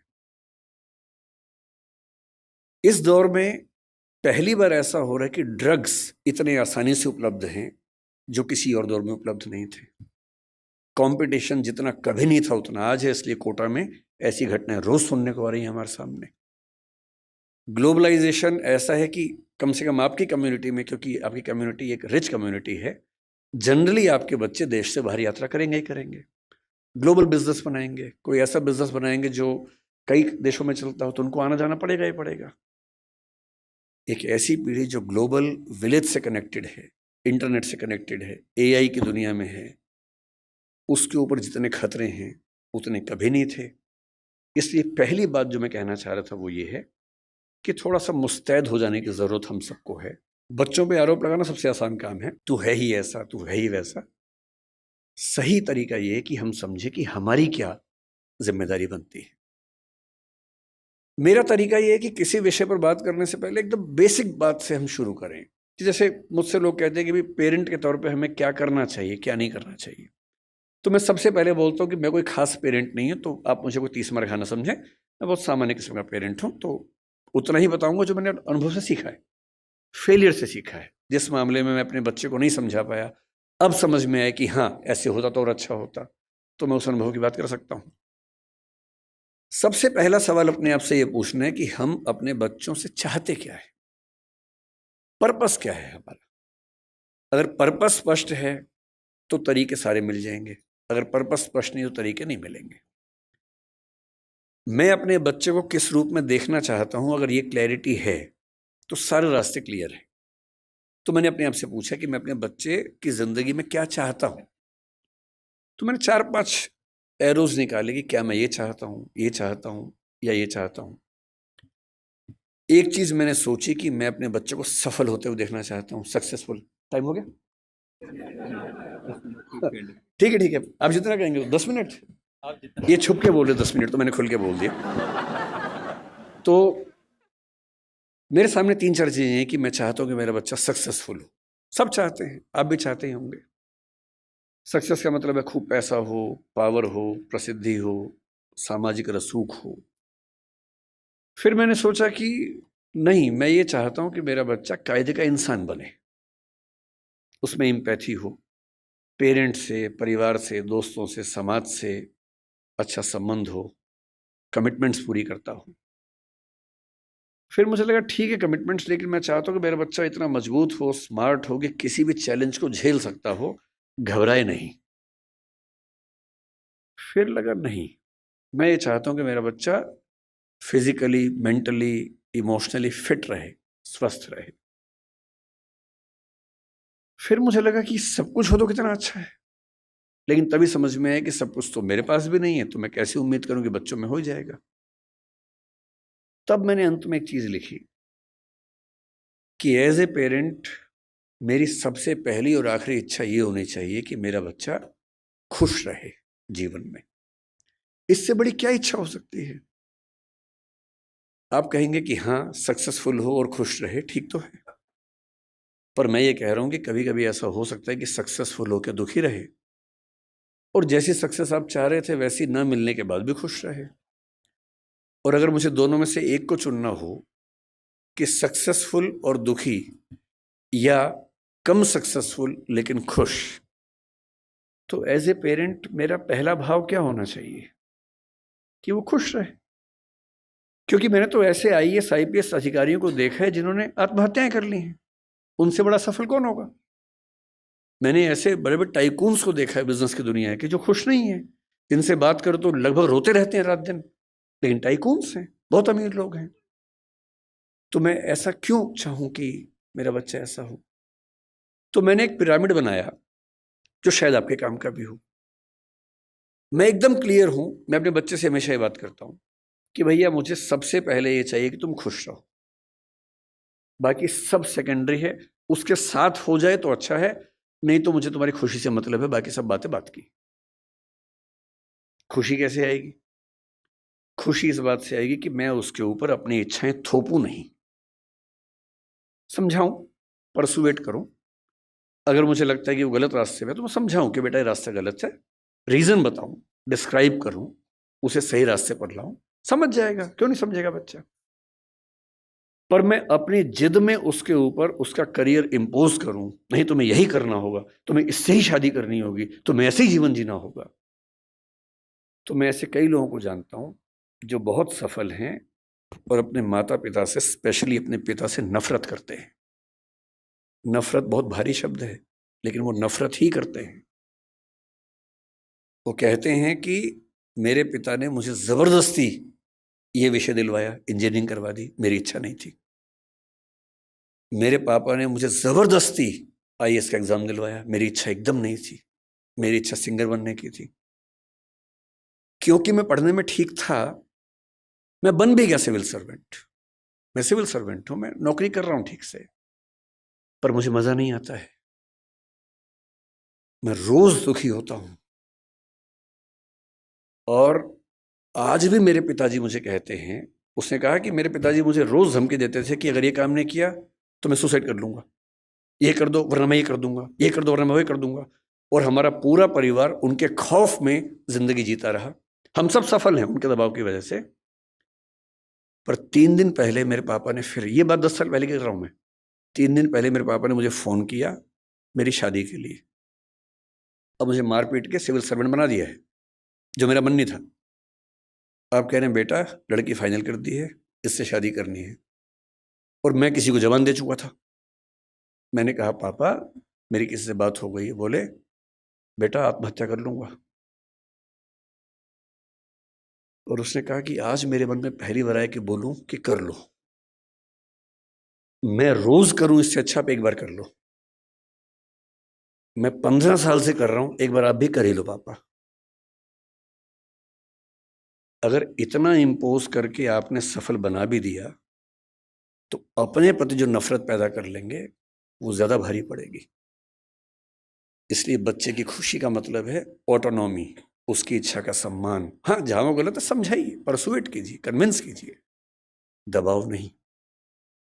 जिसकी जिंदगी में एक मिशन हो, अपने मन का काम हो, और ठीक ठाक से रिश्ते हों, 2-4, 1-2 बढ़िया दोस्त हों, परिवार ऐसा हो कि जहां आके उसको मजा आता हो, शाम को घर आते हुए अच्छा लगे, ये नहीं कि अब रात गुजारने के लिए जाना ही होगा। उससे सुखी जीवन किसी का नहीं है। और इसलिए मेरा तो उसूल ये है कि दबाव डालकर अपने बच्चे से कुछ भी ना करवाना है, ना सोचना है। उसके बाद सारी बातें आती हैं। नंबर 2 पर मैं चाहता हूं कि मेरा बच्चा एक कायदे का इंसान बने, उसमें एम्पैथी हो, माँ बाप के संघर्षों को समझता हो, समाज को समझता हो, परिवार का महत्व समझे। इतना ही नहीं, आप तो जैन समाज से, और मैं भी कई मामलों में मन से बहुत नज़दीक हूँ। मैं सिर्फ शाकाहारी होने के नाते नहीं, मैं उसी तरह का व्यक्ति हूँ जो आपके समाज में ज़्यादा होते होंगे। अगर मैं बैठा हूँ और कोई मच्छर वहाँ उड़ रहा है या चींटी गिर गई है तो मैं उसको उठा के बाहर छोड़ के आता हूँ कि मर ना जाए, वो मेरी वजह से ना मरे कम से कम। तो मेरा स्वभाव वैसा है। और मतलब मुझ पर हंसते भी हैं कई लोग, हमारे परिवारों में इस बात पे हंसते हैं, पर उनके हंसने से मुझे क्यों फ़र्क पड़ना चाहिए? अगर मैं अपने किसी विचार में पक्का हूँ तो हूँ। मैं चाहता हूं कि मेरा बच्चा एक एक प्राणी के प्रति लिबरल हो, एम्पैथेटिक हो। और मैंने पाया कि इसका एक बड़ा अच्छा तरीका है। हमने अपने घर में एक पेट पाला कुछ समय पहले, अभी उसकी कुछ दिन पहले मृत्यु हो गई। और मैंने पाया कि एक पेट के होने मात्र से घर के सब लोग ज्यादा संवेदनशील हो गए, उसके प्रति नहीं, सबके प्रति हो गए। उसको दर्द होता है तो हमें सबका दर्द समझ में आने लगा। इतना फर्क पड़ता है सिर्फ इस बात से कि आपने उसकी एम्पैथी के लिए ऐसी सिचुएशंस क्रिएट की या नहीं की। और तीसरी बात, क्योंकि समय पूरा हो गया, मैं सिर्फ इतना कहूंगा, नंबर 3 पर एक ही चीज आती है कि आपका बच्चा स्मार्ट हो, दुनिया को हैंडल कर सकता हो। एकदम रीसेंट एग्जांपल 4 दिन पहले का है, आखिरी एग्जांपल के बाद खत्म करता हूं। एक बच्ची है जिसने मेरा दिल जीत लिया 3 दिन पहले। उत्तर प्रदेश की 10वीं क्लास की बोर्ड की टॉपर है। उसका नाम है प्राची निगम शायद। उस बच्ची का जो गेटअप है थोड़ा सा अलग है। उसकी थोड़ी सी मूंछ है, हल्की सी दाढ़ी है, जो कि बहुत रेयर बात नहीं है। लड़के और लड़की में उतने अंतर नहीं होते जितने हम सोचते हैं। आजकल हम जब स्टडीज करते हैं जेंडर में, इस बात को समझते हैं। टेस्टोस्टेरोन हार्मोन पुरुषों में भी महिलाओं में भी, पुरुषों में थोड़ा ज्यादा है, महिलाओं में थोड़ा कम है। और यदि किसी महिला में थोड़ा सा ज्यादा हो जाए तो थोड़ा सा चेहरे पर बाल आ जाते हैं, हार्मोनल थेरेपी करवा लो तो ठीक हो जाता है। इतनी सी बात है। अब उस बच्ची को पढ़ने में बहुत मन लगता है। उत्तर प्रदेश बोर्ड का टॉपर होना मजाक नहीं होता है। उत्तर प्रदेश बोर्ड बहुत मुश्किल बोर्ड होता है। उसकी टॉपर है वो, पर उसे चेहरे पर थोड़े से बाल हैं। जब उसने टॉप किया उसके इंटरव्यूज आए, और हमारे बदतमीज समाज ने, हमारे गंदे समाज ने उस बच्ची की मेहनत की तारीफ जितनी की, उससे ज्यादा उसके लुक्स को ट्रोल किया, गंदे गंदे कमेंट किए। और सोच के देखिए, 10वीं क्लास का बच्चा जिसकी उम्र 15 साल होगी, जो पढ़ने में इतना डूबा हुआ है कि फर्स्ट रैंक लेके आ रहा पूरे स्टेट में, उसकी मेहनत पर बात नहीं हो रही है। बात हो रही है कि उस लड़की के चेहरे पर बाल कैसे हैं। कैसा भद्दा समाज है हमारा। 2 दिन बाद उसका फिर एक इंटरव्यू आया, और उसने इंटरव्यू में क्या कहा, थोड़ी दुखी आवाज में कहा कि इतनी ट्रोलिंग हुई, मुझे, मेरा मन करता है काश मैं टॉप ना करती। ये हमारे समाज के मुंह पे थप्पड़ है, तेज थप्पड़ है, जो लगना भी चाहिए। लेकिन जो मैं आखिरी बात आपसे कह रहा हूं वो इसके बाद की है। उसके 2 दिन बाद फिर उसका एक इंटरव्यू आया, जो मैंने कल देखा। और उसने कहा कि ट्रोलिंग हुई बहुत, लेकिन मुझे खास फर्क नहीं पड़ रहा, मैं ठीक हूं, इसी बहाने फेमस भी हो गई। और रही बात इसकी, तो ये तो जब चाहूंगी ठीक कर लूंगी, इसमें ऐसी कौन सी बात है। सोशल मीडिया की एंजाइटी हमारे दौर के सबसे बड़े खतरों में से एक है।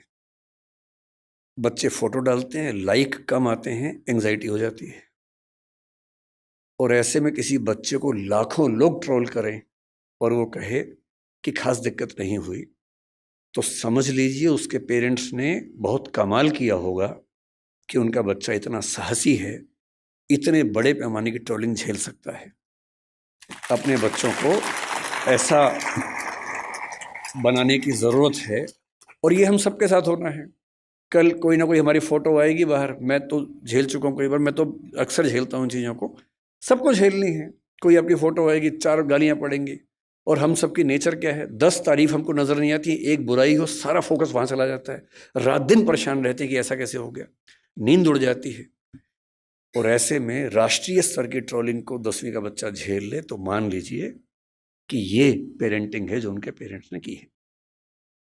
तो इतने कम समय में ज़्यादा बोल नहीं पाता हूँ, लेकिन अब क्योंकि है ही नहीं समय तो क्या करें, तो इस बात को मैं यहीं विराम दूंगा। मैं आपके बिजनेस से बात नहीं कर पाया क्योंकि मुझे समय का होश नहीं रहता है। बहुत बहुत धन्यवाद, आप लोगों ने मुझे आमंत्रित किया, बहुत बहुत शुक्रिया। मैं बस ये कहना चाहूँगा, अभी ख़त्म नहीं हुआ है, will be taking our Q&A session. तो फिर आप भी अपने कुछ क्वेश्चन तैयार रख सकते हैं जो सर से पूछना चाहें। मैं चाहूँगा जो कुछ सवाल हमने सर आपसे डिस्कस किए थे नहीं, आपसे क्या पूछें, आप क्या कवर कर देंगे और क्या छोड़ देंगे ये मुझे भी नहीं पता था। तो मैंने कहा मैं अपनी पूरी तैयारी करके आऊँ, एग्ज़ाम देने जा रहा हूँ और टीचर सामने बैठा है। तो सर जो हमारी बात हुई थी, अभी आपने कहा जैनिज़्म में अहिंसा परमो धर्म, हम किसी जानवर, किसी आदमी को चोट ना लगे उसके बारे में तो बहुत बात करते हैं, बट आपसे जब डिस्कशन होता है हम मानसिक हिंसा के बारे में बात नहीं करते। जो दिमाग के अंदर हमारी हिंसा, हम किसी को हिंसा पहुंचाते हैं और कोई हमें हिंसा पहुंचा रहा है, हम उसके बारे में कोई बात नहीं करते, ऐसा क्यों? मुझे लगता है कि जो गहरे कंसेप्ट्स हैं उनको समाज के लोग आसान करके समझते हैं। अहिंसा एक बहुत गहरा विचार है। महात्मा गांधी ने भी खुल के ये बात कही कि मैंने अहिंसा का विचार जैन दर्शन से लिया, महावीर जी से लिया। अहिंसा का मतलब ये बिल्कुल नहीं है कि आप किसी जानवर को नहीं मार रहे, आप नॉनवेज नहीं खा रहे, वो तो बहुत छोटी सी बात है, अहिंसा के समूह का छोटा सा हिस्सा है। अहिंसा की बात जब गहराई में होती है तो 3 तरह की बात होती है, एक मानसिक अहिंसा, वाचिक अहिंसा और कायिक अहिंसा। कायिक अहिंसा का मतलब है कि मैं अपने शरीर से, अपने हाथ से, पैर से किसी को चोट ना पहुंचाऊं, जो कि हम सब समझते हैं। वाचिक हिंसा का मतलब होता है, या वाचिक अहिंसा का मतलब होता है कि मैं अपनी वाणी से किसी को परेशान ना करूं। तो यदि मैं किसी को गाली दे रहा हूं तो वाचिक हिंसा है, सीधी सी बात है। दोस्तों के बीच में आपस में गालियां दे रहे हैं वो ठीक है, वो तो मनोरंजन की बात हो गई, लेकिन आप किसी को परेशान करने के लिए गाली दे रहे हैं, या किसी व्यक्ति का एक पैर ठीक नहीं है, आपने उसको लंगड़ा कहा, एक तो वो बेचारा पहले परेशान है, आपने उसको लंगड़ा कह के उसका पूरा दिन खराब कर दिया, उसको इतना बेचैन कर दिया, ये वाचिक हिंसा है। इससे तो अच्छा होता कि आप एक थप्पड़ मार लेते हो उसको, तो पूरा दिन तो खराब नहीं होता। पूरा दिन खराब किया, उसको एंग्जाइटी में डाल दिया, ये वाचिक हिंसा है। और उससे अगले स्तर की है मानसिक हिंसा। अगर आप अपने मन में किसी को दबाव डालते हैं या सोचते हैं कि मैं इसके साथ ऐसा कर दूं, ऐसा कर दूं, मसलन आपका बच्चा चाहता है कि मैं एक्स विषय पढ़ूं, और आपने कहीं से सीखा हुआ कि ना, इंजीनियर तो बना के मानूंगा तुझे मैं। आपने पहले मानसिक हिंसा की कि तुझे मेरे हिसाब से जीना है, ना कि अपने हिसाब से जीना है। अगर आप ऐसा सोच रहे हैं तो ये मानसिक हिंसा। मैं जानता हूं इस बात से आप में से कईयों को दिक्कत हो रही होगी, पर मैं तो सच ही बोलूंगा। अगर आपने मन में ठान लिया है कि कोई मेरे हिसाब से ही जिएगा, ये मानसिक हिंसा है। अगर आपने वाणी में ये बात कहनी शुरू कर दी है और नहीं मानता तो डांट रहे हैं उसको, ये वाचिक हिंसा है। जब इन सब से काम नहीं चलता फिर मार पिटाई शुरू होती है, उसके बाद वो तो बहुत बात की बात है, लेकिन उसके पहले कितने स्तरों की हिंसाएं तो हो चुकी हैं। इसलिए कायदे का इंसान मेरी नज़र में वो है जो बहुत डेमोक्रेटिक हो, अपनी इच्छाएं न थोपता हो, दूसरों की इच्छाओं का सम्मान करे, तो आप कायदे में अहिंसक हैं। वरना आप दो स्तरों पे हिंसक हैं, केवल बाहरी स्तर पे अहिंसा करके खुशफहमी के शिकार हैं।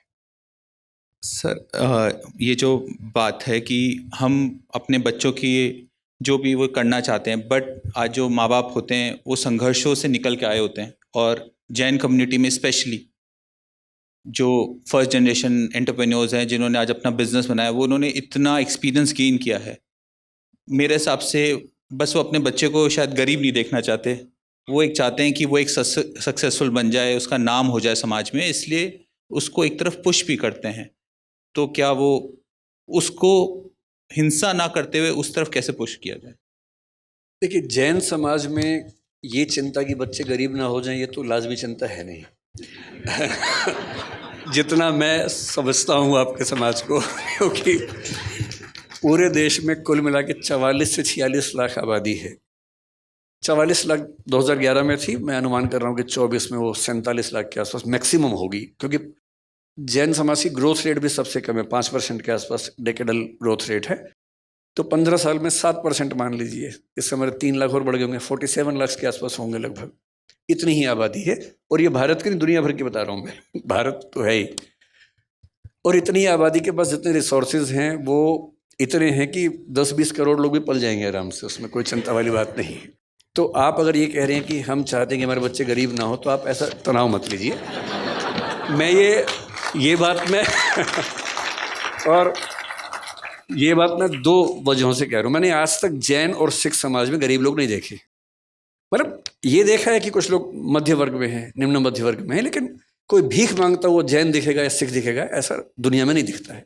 और ये बड़ी बात है। यहूदियों के साथ भी ऐसी बात है, नहीं दिखते हैं, तो ये बात है उनके बारे में। दूसरी बात और भी अच्छी है, बाकी समाजों में ये हो सकता है कि बाप ने खूब पैसा कमाया, माँ ने खूब पैसा कमाया, और बाद में बच्चों ने उनको घर से बाहर निकाल दिया। आपके समाज में ये भी नहीं हो सकता, क्योंकि जैन समाज में उद्यम का मामला है, और उद्यमियों को अच्छे से पता होता है कि पैसे की सेफ्टी कैसे करनी है। तो वो इतनी इन्वेस्टमेंट्स और सेविंग्स और वो सब करके रखते हैं कि बच्चा कितना भी नालायक हो, सड़क पे आना ही पड़े तो वो आएगा, हम तो नहीं आएंगे। अगर कभी हमारे परिवारों में ऐसा हो सकता है कि भाई माँ बाप ने नौकरी की, हम तो नौकरी वाले परिवारों से हैं, हमारे पूरे खानदान में मैं लगभग अकेला हूं जो उद्यमी है, बाकी सब नौकरी करने वाले लोग हैं। मैंने भी शुरू में नौकरी की थी। तो क्या होता है कि जिंदगी भर कमाते हैं, फिर एक घर बनता है, फिर बच्चा कहता है कि पेंशन के पैसे मुझे अपना उद्यम करना है या कुछ करना है। पेरेंट्स इमोशनल हो जाते हैं कि बच्चा ही तो है, उसको पैसे दे देते हैं।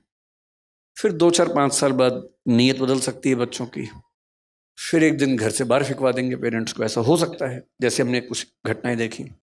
अब ये पेरेंट्स मूर्ख पेरेंट्स हैं, इन्होंने जिंदगी भर मेहनत करके घर बनाया, बच्चे को दे दिया, पेंशन के पैसे बच्चे को दे दिए, जो सेविंग्स थी बच्चे को दे दी। हर बच्चा उतना लायक थोड़ा ना, इतना संवेदनशील थोड़ा है। समझदार पेरेंट्स ऐसी भूल कभी नहीं करते हैं, और मुझे अच्छे से पता है कि आपके नहीं होता होगा। लेकिन तीसरी बात जो आपका सवाल था वो ये कि हम चाहते कि हमारे बच्चे अच्छा करें, नाम कमाएं, तो कैसे पुश करें उनको। पुश करना कोई बुरी बात नहीं है। 18 साल तक के बच्चे को तो पुश करना लीगली भी ठीक है, और मॉरली तो जिंदगी भर आपका बच्चा तो बच्चा ही रहेगा, सीधी सी बात है। मैं सिर्फ इतना कह रहा हूँ कि इम्पोज करने के बजाय अगर आप समझाएंगे तो वो आपका सम्मान भी करेगा, बुढ़ापे में साथ भी देगा, क्योंकि उसको पता है कि मेरी इच्छाओं का सम्मान किया गया था, तो वो आपकी इच्छाओं का सम्मान करेगा। आजकल कई देशों में क्या होता है, पनिशमेंट्स नहीं है। जैसे हमारे देश में तो मार पिटाई हो जाती है, स्कूलों में अब कम हो गई है। हमारी पीढ़ी आखिरी है जो खूब पिटी स्कूल में, आप भी शायद पिटाई होंगे ना। हाँ, अब आपके बच्चे नहीं पिट रहे होंगे, क्योंकि आजकल दिल्ली में और बड़े शहरों में ये कंसेप्ट आ गया है कि स्कूलों में पिटाई नहीं करनी है। हाँ, माँ बाप भी नहीं चाहते कि बच्चे पिटे, और वैसे भी स्कूलों में भी ये विचार आजकल प्रबल है। अच्छा, टीचर से आप पूछे, टीचर्स बोलते हैं कि बच्चे बिना पिटे मानते ही नहीं है। सच बात क्या है, बच्चों को पनिशमेंट देना जरूरी है, लेकिन पनिशमेंट के 1000 तरीके हैं। मैं पिछले साल अमेरिका में 2 यूनिवर्सिटीज़ में मुझे बुलाया गया था बोलने के लिए, मिशिगन और येल में। तो वहाँ गया, तो वहाँ के कुछ पेरेंट्स से मिलना हुआ। मैंने उनसे पूछा कि मैंने कहा जैसे हमारा बच्चा बहुत छांटा हो तो मेका तो लगाई देते हैं कभी कभी उसको। आप कैसे हैंडल करते हैं? बच्चे तो वहां भी ऐसे ही होते हैं। उन्होंने क्या किया है कि सॉफ्ट पनिशमेंट्स निकाल ली हैं। जैसे कोई बच्चा क्लास में नहीं पढ़ रहा, उसको लिखने से बड़ी दिक्कत है, तो पनिशमेंट ये है कि वो 10 पेज लिखेगा, कोई मार पिटाई नहीं होगी, 10 पेज लिखने हैं उसको। कोई बच्चा बहुत बातूनी है, बहुत बात कर रहा, नहीं मान रहा, उसकी पनिशमेंट क्या है? अगले 4 घंटे तक वो अकेला बैठेगा, किसी से बात नहीं करेगा। उसके लिए वही इतनी बड़ी पनिशमेंट हो जाती है कि 4 घंटे चुप बैठना है। तो उसके बाद फिर वो कंट्रोल में आता है। 10 पेज लिखने हैं तो कंट्रोल में आता है। और उस पनिशमेंट से क्या हुआ? फायदा हो गया, लिखना भी सीख गया। तो जो मैं कह रहा हूं, बच्चों को पुश करना ठीक है, मोटिवेट करना ठीक है, परसुएट करना ठीक है, समझाना ठीक है। कोई बच्चा कहे कि मैं तो पापा राइटर बनना चाहता हूँ, सीए नहीं बनना चाहता, समझाइए उसको। और बच्चे बड़े समझदार होते हैं, उनको बस दोनों पक्ष समझाने होते हैं। आप 4 अच्छे सीए से मिलवा दीजिए, 4 अच्छे राइटर से मिलवा दीजिए, और जब उनसे मिल के सारी बातें समझेंगे तो उनको खुद समझ में आएगा कि मेरे लिए क्या सही बात। और मैंने देखा है कि 90% से ऊपर मामलों में ठीक परसुएशन मिल जाए, ठीक से समझा दिया जाए तो बच्चे समझ जाते हैं। और फिर वो उनको सेंस ऑफ ऑनरशिप होती है कि ये फैसला मैंने पूरे होशो हवास में खुद लिया था, मैं इसके लिए जिम्मेदार हूँ। फेल भी हुआ तो जिम्मेदारी मेरी है, न कि मेरे माँ बाप की है। ये सेंस ऑफ ओनरशिप बहुत महत्वपूर्ण चीज़ है। सर, सेंस ऑफ ओनरशिप जो आज बात करते हैं, आज के पेरेंट्स, हमारी जनरेशन तो ऐसे रही है कि ऊपर भी पिटी और अब नीचे भी पिट रही है। तो लेकिन जो आज के पेरेंट्स हैं, पहले का तरीका था कि बच्चे को हमेशा कड़ाई में रखो, बट आज के पेरेंट्स का ये हो गया कि जो हमें नहीं मिला वो हमारे बच्चों को मिलना चाहिए। और बच्चों को सब कुछ मिलता है जो उनके विकास के लिए ज़रूरी है, बट इतना कुछ मिल जाता है वो डिस्ट्रैक्ट हो जाते हैं। वो एक उस पर उनको उस चीज़ का नहीं मिलता कि मेरे को ये सब कुछ मिल रहा है, और वो फोकस कैसे बच्चों के लिए। क्योंकि एक कवि है जिसने, मैं उसकी कुछ पंक्तियाँ यहाँ पे बोलना चाहूँगा।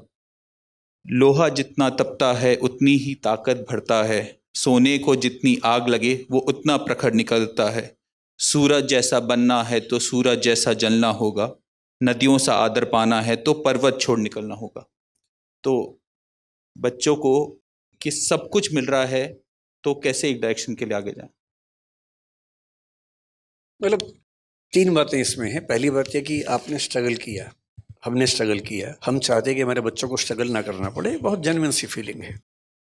ये केवल मनुष्यों में नहीं, हर प्राणी में फीलिंग है कि उनके बच्चों को संघर्ष ना करना पड़े। तो हम भी ऐसा चाहते हैं, हर कोई चाहता है। लेकिन होता क्या है कि जो हमारा थॉट पैटर्न है, रियलिटी उसके ठीक विपरीत है।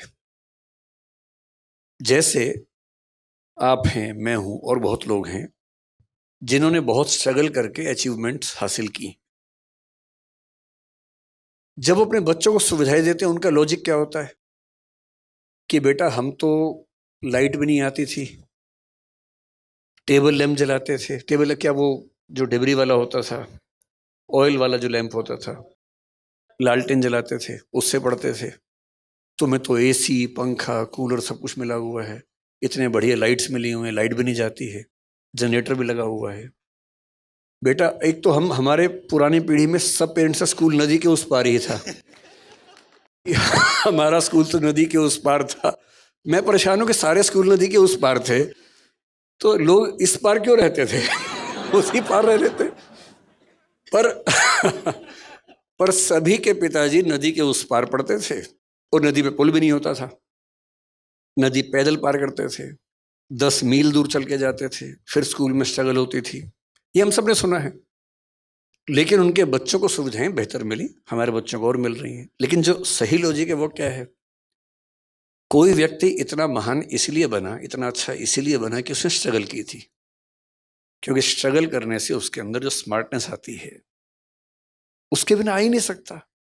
थॉमस एडिसन को स्कूल के लोगों ने कहा कि ये पागल बच्चा है, हम नहीं झेल पाएंगे इसको, स्कूल से निकाल दिया उसको। उसकी माँ बड़ी समझदार थी, तो बच्चे को माँ लेके आई घर। बच्चे ने पूछा, मम्मी मैं स्कूल नहीं जाऊंगा कल से? तो बोली, हाँ बेटा, क्यों? तो उसने कहा, प्रिंसिपल कह रहे थे कि बाकी बच्चे तुम्हारे साथ चल नहीं पाएंगे। बात तो सही बोली, पर दूसरे तरीके से बोली। घर में पढ़ाया, 12 साल की उम्र में उसको सेल्समैन बना दिया। 14 साल की उम्र में वो टेलीकॉम ऑपरेटर बना पहली बार। जिज्ञासा पैदा हुई, रिसर्च करने लगा। करते करते उसने 20-25 की उम्र में, जिसको हम फोनोग्राफ कहते हैं, उसका आविष्कार किया। और वो आदमी जिसको स्कूल ने पागल कह के, मेंटली रिटार्डेड कह के निकाला था, 1078 पेटेंट उसके नाम पे हैं। ये वो बच्चा था, क्योंकि उसको स्ट्रगल मिली। जिसको स्ट्रगल नहीं मिलेगी कोई खास तीर नहीं मार पाएगा। सही बात है। इसलिए अगर आप चाहेंगे आपके बच्चों को सारी सुविधाएं मिले तो एवरेज लोग बनेंगे, बहुत खतरनाक किस्म के लोग बनेंगे इस पर के चांसेस कम है। तो तरीका ये है कि सुविधाएं दें, थोड़ा सा लिमिट करें, और कोशिश करें कि किसी एक मामले में फायर उनके अंदर पैदा हो। किसी एक मामले में उनको 10 ऑप्शन दीजिए कि भाई तुम्हें खेलना है तो 4 दिन ये खेल खेल के देखो, क्रिकेट खेल के देखो, फुटबॉल खेल के देखो। जिस खेल में उनका एप्टीट्यूड ठीक से काम करे, उनका मन भी लग जाए, उसमें आगे बढ़ाइए। जिस दिन आपके बच्चे को कोई फील्ड मिलेगी जहां उसका मन कर जाएगा, फिर ये चीज बीच में नहीं आएगी कि सुविधाएं हैं तो बच्चे आगे नहीं बढ़ रहे, फिर बढ़ेंगे। उनको इंटरेस्ट वैसा डेवलप होना चाहिए। तो आपके और मेरे लिए सलाह ये है, क्योंकि हमारे बच्चे उस स्थिति में है कि संघर्ष वैसे तो नहीं मिलेगा उनको, तो थोड़े और संघर्ष, थोड़ा हॉस्टल लाइफ जब मिलेगी, बाहर जाएंगे, 50 लोगों से मिलना जुलना होगा, वो होगा। एक ऐसी फील्ड चुनवा दीजिए जो उनके इंटरेस्ट की हो और उसमें उनका मन करे कि मैं कमाल कर दूं, तो फिर आप पाएंगे वो सारे सिम्टम्स दिखेंगे जो हमें अभी नहीं दिख रहे। एक इसमें आखिरी छोटी सी बात मैं आप सबसे रिक्वेस्ट करूंगा। देखिए, मेरा एक बेटा है, एक बिटिया है, जो मतलब हमारे भाई साहब की बेटी है, हमारे साथ रहती है। दोनों बच्चे 17 साल के भी हैं, 18 के होने वाले हैं। एकदम सामान्य बच्चे हैं, पढ़ने में भी सामान्य हैं, हर चीज में सामान्य है। ज्यादा स्ट्रेस लेना नहीं है, साधारणता को एंजॉय करना है। हर बच्चा महान नहीं बन सकता। और एक बात और ध्यान रखनी है, जब तक स्पार्क ना हो आप कुछ बड़ा नहीं कर सकते। और स्पार्क हर व्यक्ति के जीवन में अलग अलग टाइम पे आता है। विवेकानंद जब तक रामकृष्ण परमहंस से नहीं मिले थे, वो स्पार्क नहीं आया था। वहां जाके स्पार्क आया, तब वो महान बने। महावीर स्वामी 30 की उम्र में घर से निकले और उसके बाद 12 साल तपस्या की उन्होंने। भगवान बुद्ध 28 की उम्र में घर से निकले। आप पाएंगे जितने महान लोग हैं, लगभग 28 से 35 के बीच की एज में वो महानता के पहले बिंदु पर पहुंचते हैं। और हम 13 साल में, 14 साल में उम्मीद करें कि बच्चा कमाल कर दे। उस स्पार्क का वेट कीजिए, चिंगारी कभी तो लगेगी। वो चिंगारी जब लगेगी कमाल हो जाएगा, आप चिंता मत कीजिए। चिंगारी का इंतजार कीजिए, चिंगारी का माहौल बनाइए, घास फूस इकट्ठा करते रहिए ताकि चिंगारी आए तो आग लग जाए। बस हमारा उतना ही काम है। आपने थॉमस एडिसन का कहा कि वो सेल्समैन बना। सेल्समैन तो आप भी बने थे, आपने कैलकुलेटर बेचे। तो जब जिंदगी का आपका वो पड़ाव आया, जब आप डाउन एंड डस्टेड थे, तो वहां से कैसे उठे?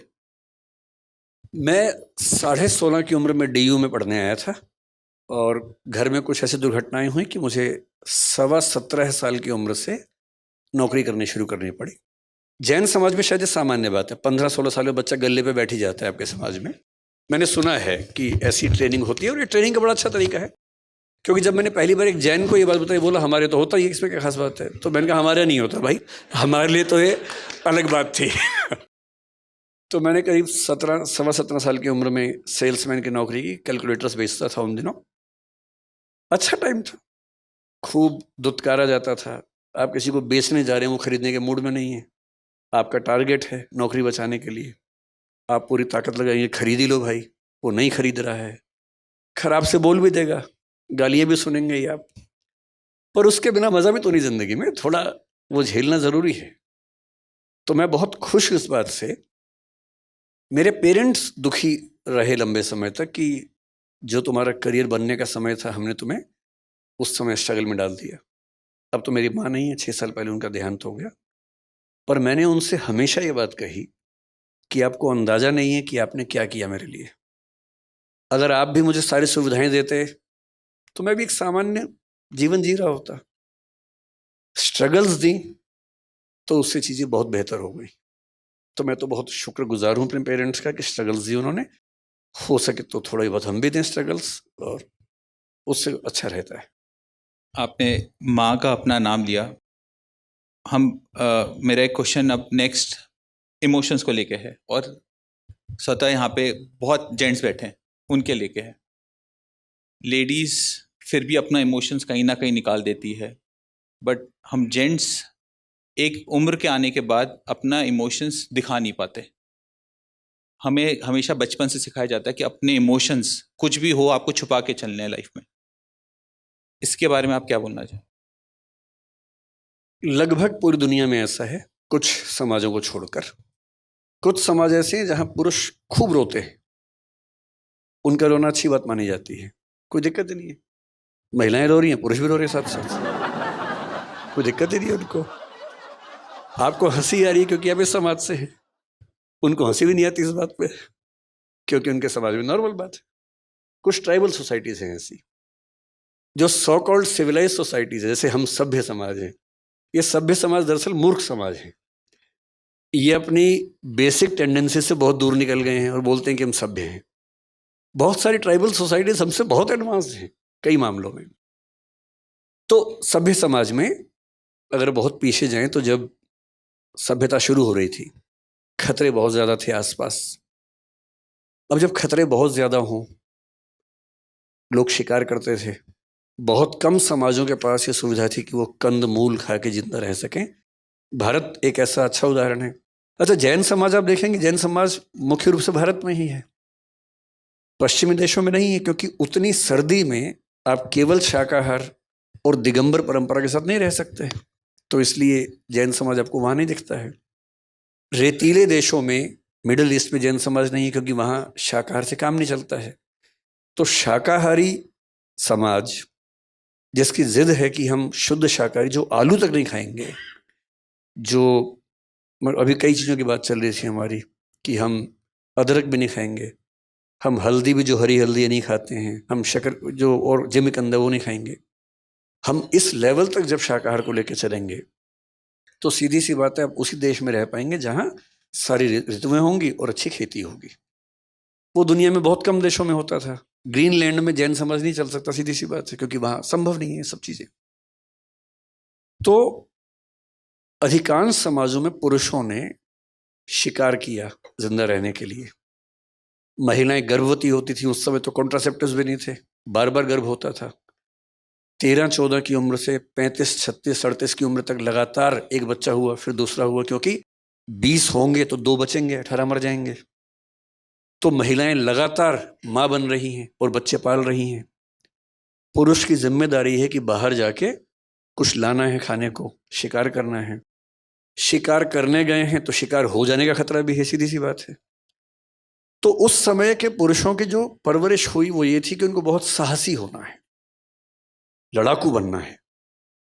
और जो बहुत लड़ाकू है वो रोता वो ठीक नहीं लगता है। इसलिए उन समाजों ने एक नियम बनाया कि लड़के रोएंगे नहीं। मन में तो आएगा इमोशन, रोना नहीं, दबा लेना है। और ये होते होते पीढ़ी दर पीढ़ी एक ऐसी नॉर्म बन गई कि लड़कों का रोना कमजोरी का लक्षण बन गया। अब तो घरों में क्या है, 2 साल का लड़का भी रोए तो क्या बोलते हैं मम्मी और पापा, तो लड़की है, तो बेटी है। और उसको इसमें 2 बात समझ में आती है, एक तो एक ही गलत है, दूसरा लड़की होना लड़का होने से खराब बात है। क्योंकि कोई लड़का रोए और आप कहें तो लड़की है, इस पे अंडरस्टूड है कि लड़की होना खराब बात है, लड़का होना अच्छी बात है। और धीरे धीरे लड़के सोचते हैं अच्छा मैं खास हूं, मुझे रोना नहीं है, रुलाना है। और फिर वो जिंदगी भर रोता नहीं है। और जितना नहीं, रुलाती महिलाएं भी कम नहीं है वैसे, वो तो मैंने मजाक में कहा, रुलाने वाला काम तो दोनों करते हैं। लेकिन लड़कों की मजबूरी है कि उनको समाज में ठीक दिखने के लिए अपने इमोशंस को बहुत मारना पड़ता है। अब जैसे समाज में इसकी जरूरत नहीं है, अब कौन सा भाला लेके शिकार करने जा रहे हैं, अब तो पुलिस है, सेना है, सब चीजें हैं। अब समय आ गया कि रेक्टिफिकेशन ऑफ इमोशंस हो और रोते हुए पुरुषों का सम्मान किया जाए। अब आपको फिर हंसी आ गई, देखिए इस बात पर। जब तक ये हंसी आती रहेगी मामला ठीक नहीं होगा। जिस दिन पुरुष के रोने पर हंसी आनी बंद हो जाएगी उस दिन मामला ठीक हो जाएगा। इसलिए आपका बेटा रोए, टॉन्ट मत कीजिएगा, बस सिर पे हाथ रखना है, कंधे पे हाथ रखना है, रो ले आपके साथ। और हो सके तो साथ में खुद भी रो लेना है, 2 आंसू निकाल देने हैं। बेशक अकेले में ले जाओ उसको, दोनों बाप बेटा रोए साथ साथ, रो लीजिए। मैं वो गारंटी से कह रहा हूँ, जितना हल्का उस दिन महसूस करेंगे उतना कभी नहीं करेंगे। सर आप बहुत बहुत बच्चों की इंस्पिरेशन है, बहुत बच्चे आपसे पढ़ते हैं, बट आपकी इंस्पिरेशन कौन है? कभी सोचा नहीं इस तरह से मैंने। लेकिन हाँ, अगर मैं थोड़ा, मेरे पिताजी मेरी इंस्पिरेशन हैं, माँ भी हैं, अलग अलग वजहों से। पिताजी बड़े मस्त वाला टाइप के आदमी हैं, इसलिए हैं। माँ बहुत पूरा परिवार कैसे संभाल के रखूं उस नेचर की थी, तो उस वजह से है। बाकी अगर मैं देखूं तो इतिहास में जाऊं तो बहुत सारे फिलोसफर्स, बहुत सारे सोशल थिंकर्स हैं। महावीर जी भी एक हैं, डॉक्टर अंबेडकर जिनके भवन में आज हम बैठे हैं वो भी हैं, महात्मा गांधी भी हैं। मैं इंस्पिरेशन तुरंत ले लेता हूँ जैसे मिलती है। जैसे प्राची नाम की बच्ची ने एक अच्छा काम किया, मैं तभी इंस्पायर हो गया उसी से। मैं तो ढूंढता रहता हूँ, कोई कुछ भी अच्छा करे मैं तुरंत इंस्पायर हो जाता हूँ। तो ऐसे लिस्ट बनाऊंगा तो कई हजार नाम निकलेंगे उसमें, लेकिन मैं बहुत इन्फ्लुएंस किसी एक व्यक्ति से नहीं हूँ, बहुत लोगों से अलग अलग हूँ। मेरा एक लास्ट क्वेश्चन, उसके बाद विल ओपन टू पब्लिक। बचपन का जो विकास आज के डॉक्टर विकास कीर्ति से मिले तो क्या उसको बोलना चाहेगा? मतलब वो मुझे क्या बोलेगा, मैं उसे क्या बोलूंगा? वो आपको क्या बोलेगा? आप तो, वो मुझे बोलेगा यार तुमसे उम्मीद तो नहीं थी इतनी। वो तो ये बोलेगा। और मैं उसको बोलूंगा यार थोड़ा सा बचपन में साइंस पढ़ ली होती तो और अच्छे होते, थोड़ा सा म्यूजिक पे हाथ साफ कर लेते तो और बेहतर हो जाते। मेरे जो रिग्रेट्स हैं उसमें ये है कि मैंने स्कूल में साइंस ठीक से नहीं पढ़ा, और म्यूजिक मेरे पेरेंट्स ने खूब कोशिश की सिखाने की, पर मैंने सीखा नहीं। तो मुझे लगता है कि वो 2 चीज़ें मैं अब कर रहा हूँ, अब करूँगा। अभी कौन सा समय खत्म हो गया, अभी तो है समय। तो मैं, इंस्पिरेशन की बात हुई, मेरा अभी लेटेस्ट जो नए दोस्त बने उनमें एक दोस्त आमिर खान, जो फिल्म सितारे हैं, बड़े अच्छे दोस्त बन गए मेरे। कुछ दिन पहले हम लोग साथ बैठे थे, उन्होंने बड़ी सुंदर बात बताई। उनकी उम्र 59 साल अभी हुई है, 14 मार्च को उनका जन्मदिन था। मैं उस दिन वहीं उनके घर पे था।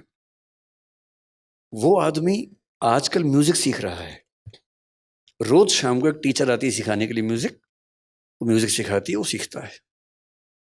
मैंने कहा यार कमाल के आदमी है। मैंने उससे कहा कि मैं भी सीखूंगा अब जाके। तो जो बचपन में नहीं कर पाए अब कर लेंगे, ऐसा क्या है। साइंस में आजकल पढ़ रहा हूँ, म्यूजिक भी सीखेंगे। हम तो सब कुछ करेंगे जब तक जिंदा है, कुछ भी क्यों छोड़े।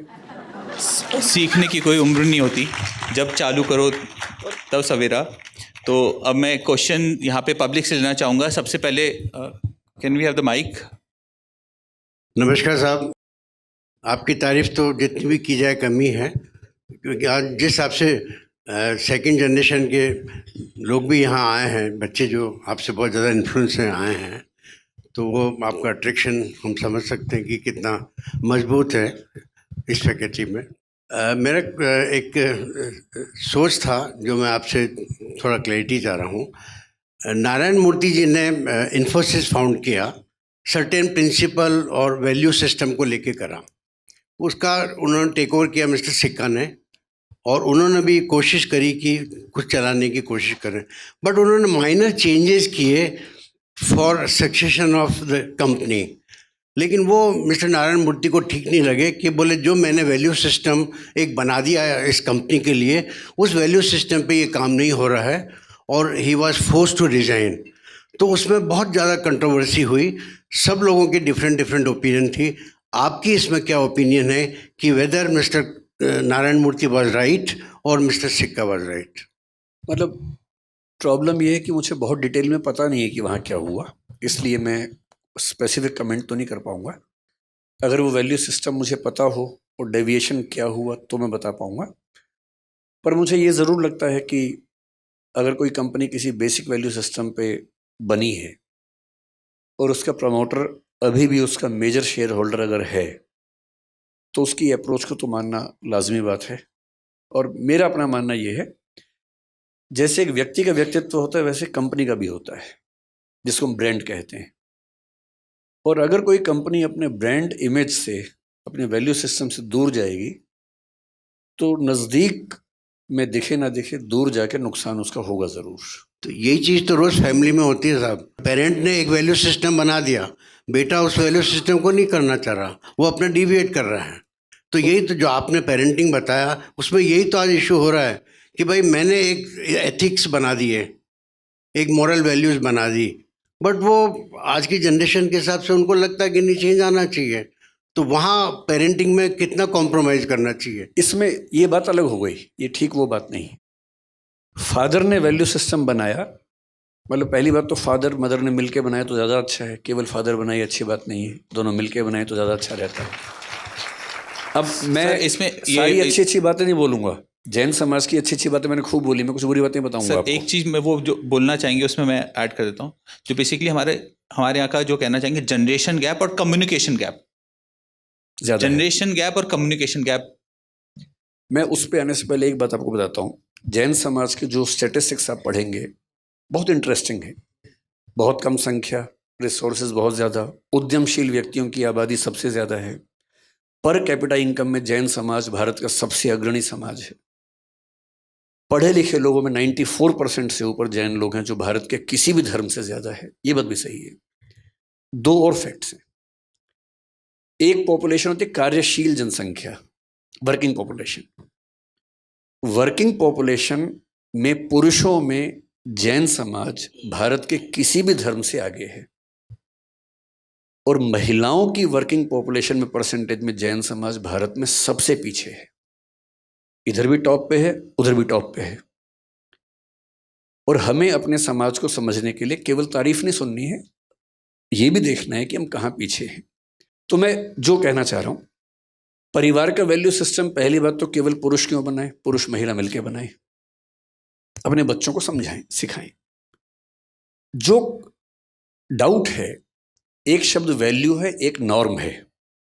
डाउट वैल्यूज पे नहीं आता है, डाउट नॉर्म्स पे आता है। आपने कहा कि बेटा अहिंसा एक मूल्य है, बच्चे ने कहा ठीक है पापा अहिंसा एक मूल्य है, लेकिन उस अहिंसा को फॉलो करने के लिए आपने जो तरीके बनाए वो नॉर्म है, वो वैल्यू नहीं है, वो नॉर्म है। जैसे आप कह सकते हैं कि हम सूर्यास्त के बाद भोजन नहीं करेंगे क्योंकि कोई कीड़ा आ सकता है, मुंह में जा सकता है, जो प्राचीन काल में होता था। लेकिन एक पीढ़ी कभी आके बोलेगी अपने पेरेंट्स से कि पापा उस समय लाइट नहीं थी, अब तो लाइट है, ट्यूबलाइट जला के हम देख सकते हैं कि कोई कीड़ा नहीं आया। तो जिस समय ये नियम बना और आज के समय में, क्या अहिंसा के मूल्य पर रहते हुए भी हम थोड़ा सा लेट नहीं खा सकते हैं? मूल्य तो वही है, नॉर्म चेंज हुई। फिर मान लीजिए कल को जो समस्या आएगी हमारे परिवारों में, मैं शाकाहारी व्यक्ति हूं, मेरे परिवार में सब लोग शाकाहारी नहीं है क्योंकि अपनी अपनी चॉइसेस हैं। मैं शाकाहारी हूं और मरते दम तक शाकाहारी रहूंगा क्योंकि मेरी चॉइस वही है। कल को मान लीजिए कि शाकाहारी परिवारों में कोई बच्चा ये कह दे कि पापा मैं तो अमेरिका में रहता हूं, मेरे सब दोस्त नॉनवेज खाते हैं, मैं नॉनवेज तो नहीं खाऊंगा क्योंकि मैं अपने परिवार के मूल्यों का सम्मान करता हूं। पर बायोटेक्नोलॉजी की मदद से आजकल आपको शायद पता भी होगा, वेज चिकन आ गया है। वेज चिकन, उसमें कुछ नॉन वेज नहीं है, वेजिटेरियन चीज़ों को मिला के चिकन जैसा बना दिया है, टेस्ट भी चिकन जैसा है। अब कल को हमारे परिवारों में जब कोई बच्चा ये कहेगा कि मैं वो खाना चाहता हूं, तो फिर सवाल उठेगा कि ये वैल्यू की लड़ाई है या नॉर्म की लड़ाई है। मेरा मानना ये है कि हर पीढ़ी को ये समझना पड़ेगा कि अगली पीढ़ी के समय चीज़ें बदल जाती हैं। हम उन्हीं से ये उम्मीद ना करें कि वो हमें फॉलो करें, थोड़ा हम भी समझें उनके हिसाब से कि दुनिया कितनी आगे बढ़ी है, तो संवाद होगा, अच्छा रहेगा। जय जिनेंद्र, डॉक्टर विकास। मेरा क्वेश्चन थोड़ा अलग है, not related to anything of this. मैं पहले किताबें बहुत पढ़ता था और रेगुलर पढ़ता था, लेकिन लास्ट 5-7 साल 8 साल से ऐसा हो गया भाई किताबें पढ़ते हैं, कुछ मैसेज आ जाता है उसको रख देते हैं। तो बुक्स को वापस बेटर वे में पढ़ने का कोई तरीका आप बताओ, क्योंकि आप इतना पढ़ते हो, इतना सब कुछ करते हो। कि मेरे पास किंडल भी है, लैपटॉप में भी किंडल है, सब जगह है, लेकिन वो नहीं कर सकता। फिजिकल बुक से कैसे पढ़ें प्रॉपरली? एक तो मैं पढ़ता कम हूँ, मैं दिखावा ज़्यादा करता हूँ, मैं बहुत पढ़ता हूँ। मेरे बारे में परसेप्शन कि मैं बहुत पढ़ता हूँ, मैं उतना भी नहीं पढ़ता हूँ, शौक है मुझे पढ़ने का। लेकिन देखिए, किताब पढ़ने के 2-3 तरीके हैं। एक तरीके से मैं किताबें खरीदता बहुत ज़्यादा हूँ। अब मैं आजकल कॉन्शियसनेस को रिसर्च कर रहा हूँ, जो चेतना है, जिसको जैन दर्शन जीव कहता है, उसे कोई आत्मा कहता है, बौद्ध लोग मानते हैं कि आत्मा होती ही नहीं है, चेतना प्रवाह है। चार्वाक कहते हैं कि ना चेतना प्रवाह है, ना आत्मा है, ना जीव है। हर दर्शन अलग बात कहता है, हर धर्म अलग बात कहता है। उन सबको मैंने पढ़ा है। अब मैं आजकल स्टडी कर रहा हूं कि साइंस क्या कहता है। और दुनिया के इतिहास में केवल 30-40 साल हुए हैं जब हमने ब्रेन पे रिसर्च करनी शुरू कर दी है। EEG जब पहली बार आया, उसके बाद से हम ब्रेन को स्टडी कर पा रहे हैं और हमें पता है कि ब्रेन में चीज़ें कैसे काम करती हैं। तो एक विचार आज के लिए आ रहा है कि शायद आत्मा नाम की चीज़ है ही नहीं, केवल ब्रेन में न्यूरॉन्स की एक्टिविटीज़ हैं। कुछ लोग नहीं मानते, कहते हैं कि आत्मा होती है। इस स्टडी को बोलते हैं कॉन्शियसनेस। इस पर बहुत रिसर्च चल रही है और मैंने पिछले महीने में कम से कम 5 बड़ी महत्वपूर्ण किताबें मंगवाई हैं, कोई अमेरिका से, कोई इंग्लैंड से, कोई कहीं से, कि उनको पढ़ूंगा। सामने रखी हुई हैं और मैं रोज़ 2-4 पेज पढ़ भी लेता हूँ उसमें, सिर्फ इसलिए कि वो कंटिन्यूटी बनी रहे। ठीक से पढ़ने का एक ही तरीका है, क्योंकि जैसे आप व्यस्त रहते हैं, मैं भी व्यस्त रहता हूँ, मेरा फ़ोन भी बजता है, ऑफिस के बहुत सारे काम होते हैं। मैं अध्यापक हूँ, साथ में मैं उद्यमी भी हूँ और हमारी कंपनी में करीब 2,500 लोग काम करते हैं। काफ़ी ह्यूज चीज़ें हैं, तो मुझे उसमें बिजी रहना पड़ता है, वो भी करना होता है। अब पढ़ाई करते हुए फ़ोन तो आता है, व्हाट्सएप भी आ जाता है, ज़रूरी काम भी आता है। तो 2 तरीके हैं। अगर किताब पढ़नी ही है तो 1-2 घंटे के लिए फ़ोन को साइड में रख दीजिए, साइलेंट कर दीजिए। मैं तो ऐसा करता हूँ, अक्सर करता हूँ कि फ़ोन को साइलेंट किया, एयरप्लेन मोड पे किया, कमरे के बाहर रखा और 2 घंटे पढ़ा। सबको बोल दिया कि 2 घंटे डिस्टर्ब मत करना, बहुत इमरजेंसी हो तो ही बताना। मेरे घर के लोग सम्मान करते हैं इस बात का। दूसरा तरीका आसान बताता हूँ आपको। अब मैंने जैसे पेरेंटिंग पे बात इन्होंने बोला, मुझे कोई ऐसी एक्सपर्टीज तो है नहीं, तो मैंने सोचा कि मैं देखूं कि क्या क्या दुनिया में इस पर पढ़ाई हुई है। तो मैंने कुछ किताबें मंगवा ली पेरेंटिंग पे, मोटी मोटी। अब वो भी रखी है सामने। मेरी टेबल पर लगभग 300-400 किताबें रखी हुई हैं इस समय, जो मुझे पढ़नी है। और अलमारी में 2000 अलग से हैं, जो अभी नहीं पढ़नी है, बाद में कभी पढ़नी होंगी। रखी बहुत सारी। और मैं खरीदता तुरंत हूँ, मुझे कोई किताब मिलती है मैं तुरंत खरीदता हूँ या मंगवा लेता हूँ उसको, ताकि मुझ पर दबाव रहे कि ये भी पढ़नी है। अब मैंने तरीका क्या निकाला, मैं ChatGPT पे गया। अब ChatGPT के ज़माने में सारी मेहनत मैं ही करूँगा तो फिर मैं स्मार्ट कैसे हुआ। मैंने उससे पहला सवाल पूछा। मैं ChatGPT का पेड वर्जन यूज़ करता हूँ, वो थोड़ा ज़्यादा स्मार्ट है, 4 अब 5 आने वाला है। मैंने उससे कहा, भाई पेरेंटिंग के बारे में दुनिया की सबसे अच्छी 10 किताबें बताओ कौन सी हैं। उसने 10 किताबों की लिस्ट दे दी। फिर मुझे क्या करना, मैंने कहा इन 10 के 10 का एसेंस बताओ, क्रक्स बताओ। फिर वो बेचारा मेहनत करता रहा 5-7 मिनट तक। 10 की 10 किताब को मैंने लिख भी दिया कि 1000 से 2000 शब्दों में हर किताब का चाहिए। 1 से 2000 शब्दों में हर किताब का क्रक्स उसने बता दिया। मैंने वो क्रक्स पढ़ा, 2-4 बातें काम की लगी, नोट कर ली, हो गया। हाँ, ऐसी कई ऐप्स है। एक इंस्टा रीड्स है, मैं वो भी यूज़ करता हूँ। तो इंस्टा रीड्स पे यही होता है, दुनिया की सारी अच्छी किताबें उनके समरी मिल जाती है, आप समरी पढ़िए। यूट्यूब पे एक चैनल है, मैं उसका नाम भूल रहा हूँ, वन बेटर कुछ ऐसा नाम है। हर किताब की समरी है 15 मिनट में। आप स्पॉटिफाई पे जाएंगे, वहाँ ऐसी समरीज मिल जाती हैं।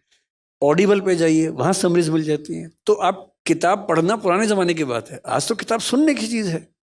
सैर करने निकल जाइए, एक किताब रास्ते में सुन लीजिए कि जब गए थे और आए हैं, बीच में 4 किताब पढ़ ली उस बीच में। आजकल तो बड़ा आसान है। और जिस किताब को सुन के लगे कि ये धांसू किताब है, वो पढ़िए ध्यान से। तो मैं आजकल बड़ा सेलेक्टिव हूँ, किताबें इतनी ज़्यादा दुनिया में है, कैसे सब पढ़ें। तो मेरा तरीका, अब जैसे जैनिज्म पर मुझे बात करने का मन था बीच में। ओशो जैन समाज से थे, उनका चंद्रमोहन जैन नाम था उनका। वो आप लोग 13पंथी, 20पंथी, स्थानकवासी, मूर्ति पूजक कम्युनिटीज़ में हैं। वो दिगंबर जैन में 13पंथी, 20पंथी के अलावा एक और कम्युनिटी है जिसका नाम तरणपंथी है। आप में से कितने लोग जानते हैं मुझे नहीं पता, उसका नाम बहुत कम लोग जानते हैं। तरणपंथी, उसके आचार्य थे तरण तारण नाम के। उन आचार्य पे उन्होंने अपनी सबसे पहली 2 किताबें लिखी ओशो ने। ओशो की पहली स्पीच 1965 में स्वामी तरण तारण के बारे में है। ओशो के आश्रम में जो नग्नता आप देखते हैं, उसका मूल असर दिगंबर परंपरा से आ रहा है। और जब ओशो दार्शनिक हुए तो जैन समाज में खुशी की लहर छा गई कि एक इतना अच्छा विचारक हमारे समाज से आया है। पर 2 मुद्दों पर झगड़ा हुआ और वो जैन समाज से अलग हो गए। जैन समाज ने उनको अलग कर दिया, उन्होंने कहा कि तुम क्या कर रहे हो, मैं ही हो जाता हूं, तो वो अलग हो गए। लेकिन बहुत इंटरेस्टिंग बात है कि उन्होंने जैनिज्म पर 4 इतनी मोटी मोटी बुक्स लिखी हैं। मैंने वो भी मंगवा ली हैं, वो भी रखी है मेरे सामने। तो क्या होता है, जो किताब सुनने में उपलब्ध है सुन लीजिए, जिसकी समरी उपलब्ध है पढ़ लीजिए, जिसको सुन के या समरी पढ़ के लगे कि ये कमाल की चीज़ है उसे पूरा पढ़िए। इस तरह से आप मतलब 1 साल में कम से कम 50-100 नई किताबों को जान पाएंगे। और मैं अक्सर बोलता हूँ कि एक किताब पढ़ने का मतलब है आपने किसी और व्यक्ति के 40 साल की ज़िंदगी को जी लिया। उसने 40 साल पढ़ के सोच के जो लिखा आपने एक दिन में पढ़ लिया। तो हमारी शारीरिक आयु जैसे मेरी 50 साल है, हमारी सांस्कृतिक आयु 5 लाख साल है हम सबकी। पिछले 5 लाख साल में इंसान ने जो जो सीखा, शिफ्ट करता गया, ट्रांसफ़र करता गया, वो सब हमें मिल गया, मुफ्त में मिल गया। और जिसने हर साल 100 किताब पढ़ ली हैं, सुन ली, 40 मान लें एक को, तो हर साल 4000 साल का हो रहा है वो आदमी विजडम में, समझदारी में। तो किताब सुनिए, पढ़िए, समरी पढ़िए। विकास सर, आपने सबसे पहले कहा कि हमको बच्चों में खुशी ढूंढनी चाहिए जी। हर चीज़ के अंदर में खुशी होनी चाहिए। आज का बच्चा अपने दुखों से दुखी नहीं है, पड़ोसी के सुखों से दुखी है। कंपटीशन में मेरे पास मारुति है, तकलीफ नहीं है, उसके पास में ऑडी है, तो वो अपनी मारुति छोटी लगती है। अपने पास साधारण पेन है, उसके पास बहुत ब्रांडेड पेन है, तो उसको खुशी कैसे दी जाए, कहाँ उसको सेटिस्फाई किया जाए कि वो अपने दुख, कोई दुख नहीं है, अपना दुख नहीं है, लेकिन दूसरों का जो ज़्यादा सुख है वो उसके दुखों का कारण बन रहा है, इसलिए वो खुश नहीं है। और हमेशा आदमी भविष्य के लिए सोचता है, भविष्य पाता है पता नहीं, वर्तमान भविष्य के लिए खो देता है, और भविष्य आता कब है यह पता नहीं। 80 साल में भी वो भविष्य के लिए काम कर रहा है, वो भविष्य कब आएगा उसमें इंसान फंसा हुआ है। इसके बारे में आपका क्या चिंतन है? सर, पहली जो बात है, 2 बातें हैं। पहली बात आपने कहा कि आज के बच्चे दूसरों के सुख से दुखी हैं। दरअसल ये बात जितनी बच्चों पर लागू होती है उतनी हम पे भी लागू होती है। ये बात तो हर पीढ़ी के लिए है। तो ऐसा नहीं कि बच्चे ही दूसरों के सुखों से दुखी हैं, हम लोग भी होते हैं।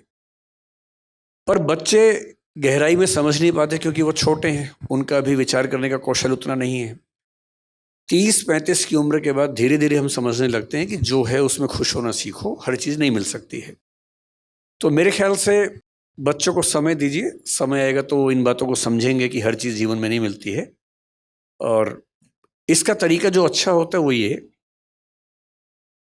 आपके समाज में उतनी दिक्कत नहीं होगी क्योंकि धन की उतनी दिक्कत नहीं है, लेकिन जिन परिवारों में होती है उनका तरीका ये होता है कि मान लीजिए आपका बच्चा कहे कि मुझे एप्पल का फ़ोन चाहिए, और फादर की इनकम बेचारे की महीने की 50,000, 60,000, 70,000 रुपये है, एप्पल का फ़ोन कैसे दे? तो 2-3 तरीके हैं। पहला ये कि डांट के भगा दे उसको, दूसरा ये कि पैसा उधार लेके एप्पल का फ़ोन दे। ये दोनों तरीके गलत हैं। तीसरा तरीका ये कि उसको बिठाए साथ में और बोले कि देख बेटा, ये है मेरी सैलरी 70,000 रुपये, ठीक, ये आया पैसा, इसमें टैक्स लग गया 7,000 रुपये, 63,000 रुपये हैं, बैंक का लोन है 11,000 रुपये, अब बचे 54,000 रुपये, 52,000 रुपये, घर का खर्चा ये है, तुम्हारे स्कूल की फ़ीस ये है, तुम्हारी बहन के स्कूल की फ़ीस ये है, कपड़ों का खर्चा इतना है, बिजली का इतना है, पानी का इतना है, इतना बचा है, इतना पैसा खर्च करता हूँ म्यूचुअल फंड में या शेयर्स में, ताकि जब तुम बड़े हो और तुम्हें अपनी फैक्ट्री लगानी हो तो उसके पैसे इकट्ठे हो सके। अब तुम ये बताओ कि इनमें से कौन सा खर्चा काट के तुम्हें एप्पल का फ़ोन दिलवाऊँ? मैं आपको गारंटी दे रहा हूँ कि वो खुद मना कर देगा कि पापा मत दिलवाइए। समझाने की बात भी तो है ना, केवल डांटने से या मना करने से क्या बात बनेगी? हाँ, लेकिन ये उदाहरण आप पे लागू नहीं हो रहा होगा क्योंकि So we have to wrap it up. So Good evening, sir. My name is Sonali Jain and I'm an educationist. First and foremost, हम सबको पेरेंटिंग के बारे में बहुत वन ऑन एक्सपीरियंस है, पर फिर भी आपके सारे जो डिलीवरी है, आपकी जो एड्रेस है, उससे हम सबको रिचार्ज हुए हैं, उसके लिए धन्यवाद। I just want to bring to everybody's notice a little bit more serious topic which I as an educationist also face, and that is the aggravation of depression, anxiety and even suicide in the students. तो ये जो हम specially अगर UPSC का नाम सुनते हैं और कोटा का नाम सुनते हैं तो सबसे पहले ऑफ कोर्स आईपीएस आईएएस से ख्याल तो आते ही हैं, and gratitude to all of that, but suicide के केसेस बढ़ते जा रहे हैं, ना केवल वहाँ, यहाँ दिल्ली में भी, बड़े शहरों में भी, छोटे शहरों में भी. सो इसका क्या कारण है? Is it because the children of today, the generation of today is less resilient, उनमें सहनशीलता की कमी है, या हम पेरेंट्स की कमी है कि हमें इंस्टेंट ग्रैटिफिकेशन उनको देते हैं और उन्हें एज आपने कहा स्ट्रगल से गुजरने नहीं देते, या फिर हमारा जो समाज है वो अभी भी पिछड़े हुए समाजों में ही है जहाँ पे कंपटीशन इतना ज़्यादा है and survival of the fittest की पोजीशन आ गई है, जहाँ लाखों करोड़ों सीट्स लोग हैं लेकिन सीट्स खाली 100 या 200 अवेलेबल है. So what is your take on it, and how can we get rid of the situation or at least bring it into control as parents? Thank you. Suicide क्यों होता है इसका जवाब कुछ लोगों ने बहुत रिसर्च करके दिया हुआ है, मैं उसी को थोड़ा ब्रीफ कर देता हूँ. आपने कहा कि हमारा समाज पिछड़ा हुआ है, तो बहुत इंटरेस्टिंग बात यह है कि पिछड़े हुए समाजों में सुसाइड्स नहीं होते हैं. आप किसी ट्राइबल सोसाइटी में सुसाइड कभी नहीं सुनेंगे. यहाँ तक कि अगर आप सुसाइड को स्टडी करेंगी तो आप पाएंगे कि जैन समाज में बाकी समाजों की तुलना में कम सुसाइड्स होते होंगे. इसके साथ साथ मुस्लिम्स में काफ़ी कम होते होंगे. एक मैक्स वेबर नाम के बहुत प्रसिद्ध सोशियोलॉजिस्ट हुए, उन्होंने स्टडी किया, एमिल डर्कहाइम ने किया, 26,000 सुसाइड केसेस को स्टडी किया निष्कर्ष निकालने के लिए कि सुसाइड क्यों होता है. और इंटरेस्टिंग बात है, जो जजमेंट था उसमें एक ये था कि दबाव रहे तो सुसाइड कम होता है, ना रहे तो ज़्यादा होता है. जो फैमिली में है, बेशक फैमिली ठीक ना हो तो सुसाइड होने की संभावना कम है, अकेला है तो ज़्यादा है, प्रोटेस्टेंट है तो ज़्यादा संभावना है, कैथोलिक है तो कम संभावना है. ऐसे कई उन्होंने रिजल्ट्स निकाले. तो ज़्यादा क्यों होते हैं सुसाइड? इसकी बड़ी वजह यह है कि जब बच्चे अपने घरों से दूर होते हैं, परिवार से इमोशनल बॉन्डिंग उतनी नहीं होती है, अच्छे दोस्त नहीं होते, कंपटीशन ज़्यादा है, जिसकी दुनिया में रिश्ते नहीं हैं, जिसकी दुनिया में अच्छे दोस्त दो चार नहीं हैं, जिसकी अपने पेरेंट्स के साथ अनकंडीशनल बॉन्डिंग नहीं है, वहाँ ये खतरा ज़्यादा होता है. इसलिए कुछ लोग कहते हैं कि माँ बाप की भूमिका क्या है. उनमें से एक को, आमतौर पे माँ को अनकंडीशनल लव देना चाहिए और एक को, आमतौर पे पिता को, कंडीशनल लव देना चाहिए. कंडीशनल लव का मतलब है रिस्ट्रिक्शन के साथ कि बेटा ये करोगे तो प्यार मिलेगा, नहीं तो नहीं मिलेगा, ये नहीं करोगे तो ठीक नहीं होगा. बच्चा कुछ कर दे तो उसको प्यार किया, शाबाशी दी, सब कुछ दिया, ताकि बच्चे को ये आदत हो कि सब चीज़ें मुफ्त में नहीं है, मुझे भी कुछ परफॉर्म करना होगा. और माँ की तरफ से उसको ये भरोसा हो कि कुछ भी बिगड़ जाए ये तो है ही मेरे साथ. तो एक अनकंडीशनल लव, ताकि कुछ भी दिक्कत आ जाए तो उसको पता है कि एक सहारा है, और दूसरा व्यक्ति हल्का हल्का तनाव देता रहे, स्ट्रगल देता रहे, ताकि बच्चा आगे भी तो बढ़े. दोनों काम करने हैं. मैं दावे से कह रहा हूं कि जिन घरों में बच्चे और माँ बाप ठीक से बात कर लेते हैं वहाँ सुसाइड नहीं होते. जिस बच्चे के साथ दो बढ़िया दोस्त हैं वहाँ सुसाइड कभी नहीं होगा. एक वीडियो कोरोना में बहुत पॉपुलर हुआ था, आपने भी देखा होगा व्हाट्सएप पे. मैं चाहता हूँ कि कभी ऐसा मेरे परिवार में हो, हालांकि चांस कम लग रहा है मुझे. क्या वीडियो है? एक सिख फैमिली है, पिता बीमार है, बिस्तर पे लेटा हुआ हॉस्पिटल में. उसको खुश करने के लिए उसकी बेटी, बेटा, पत्नी और माँ डांस कर रहे हैं म्यूजिक पे. और मैं सोच रहा हूँ कितना सुंदर परिवार है. घर में एक व्यक्ति बीमार है, उसकी बेटी, बेटा, पत्नी और उसकी माँ जिसकी उम्र 80 साल के आसपास है, वो सब भंगड़ा डांस कर रहे हैं ताकि वो बेड पे लेटे लेटे खुश हो और वो हंस रहे साथ साथ. इतनी अच्छी इमोशनल बॉन्डिंग किसी परिवार में होगी ना तो सुसाइड नहीं होगा. तो मैं आपसे जो कहना चाहूँगा, हमारे बच्चे ऐसा ना करें. सिंपल तरीका है, दिन में एक बार बच्चे से प्यार से बात करनी है, उसकी हर बात को सुन लेना है. अगर आपका बच्चा अपनी खराब से खराब बात आपको बता पा रहा है और आप बिना जजमेंटल हुए कह पा रहे हैं, बेटा इस उम्र में होता है, ध्यान रखना, कोई बात नहीं, हमारे साथ भी हुआ था, ठीक हो जाता है, डरना मत, हम तो हैं ना साथ में, चिंता मत करना, कभी कुछ नहीं होगा. Thank you, Dr. Vikas Divyakeerti ji. So now I want to call Youth Chairman Pramod Jain to say a few words. सबसे पहले तो मैं चाहूँगा कि विकास दिवित कीर्ति सर के लिए एक बहुत ज़ोरदार तालियां हो जाए, क्योंकि सर आज जब मैं यहाँ पे आया था तो मुझे उम्मीद नहीं थी कि मुझे एक पेरेंटिंग सेशन मिलेगा. सो थैंक यू सर, आप आए and we had a wonderful session. I am sure everyone is gonna take a lot of ज्ञान from here, young parents, even old parents for that matter. I also want to thank all the officers who have come here. Thank you for joining us.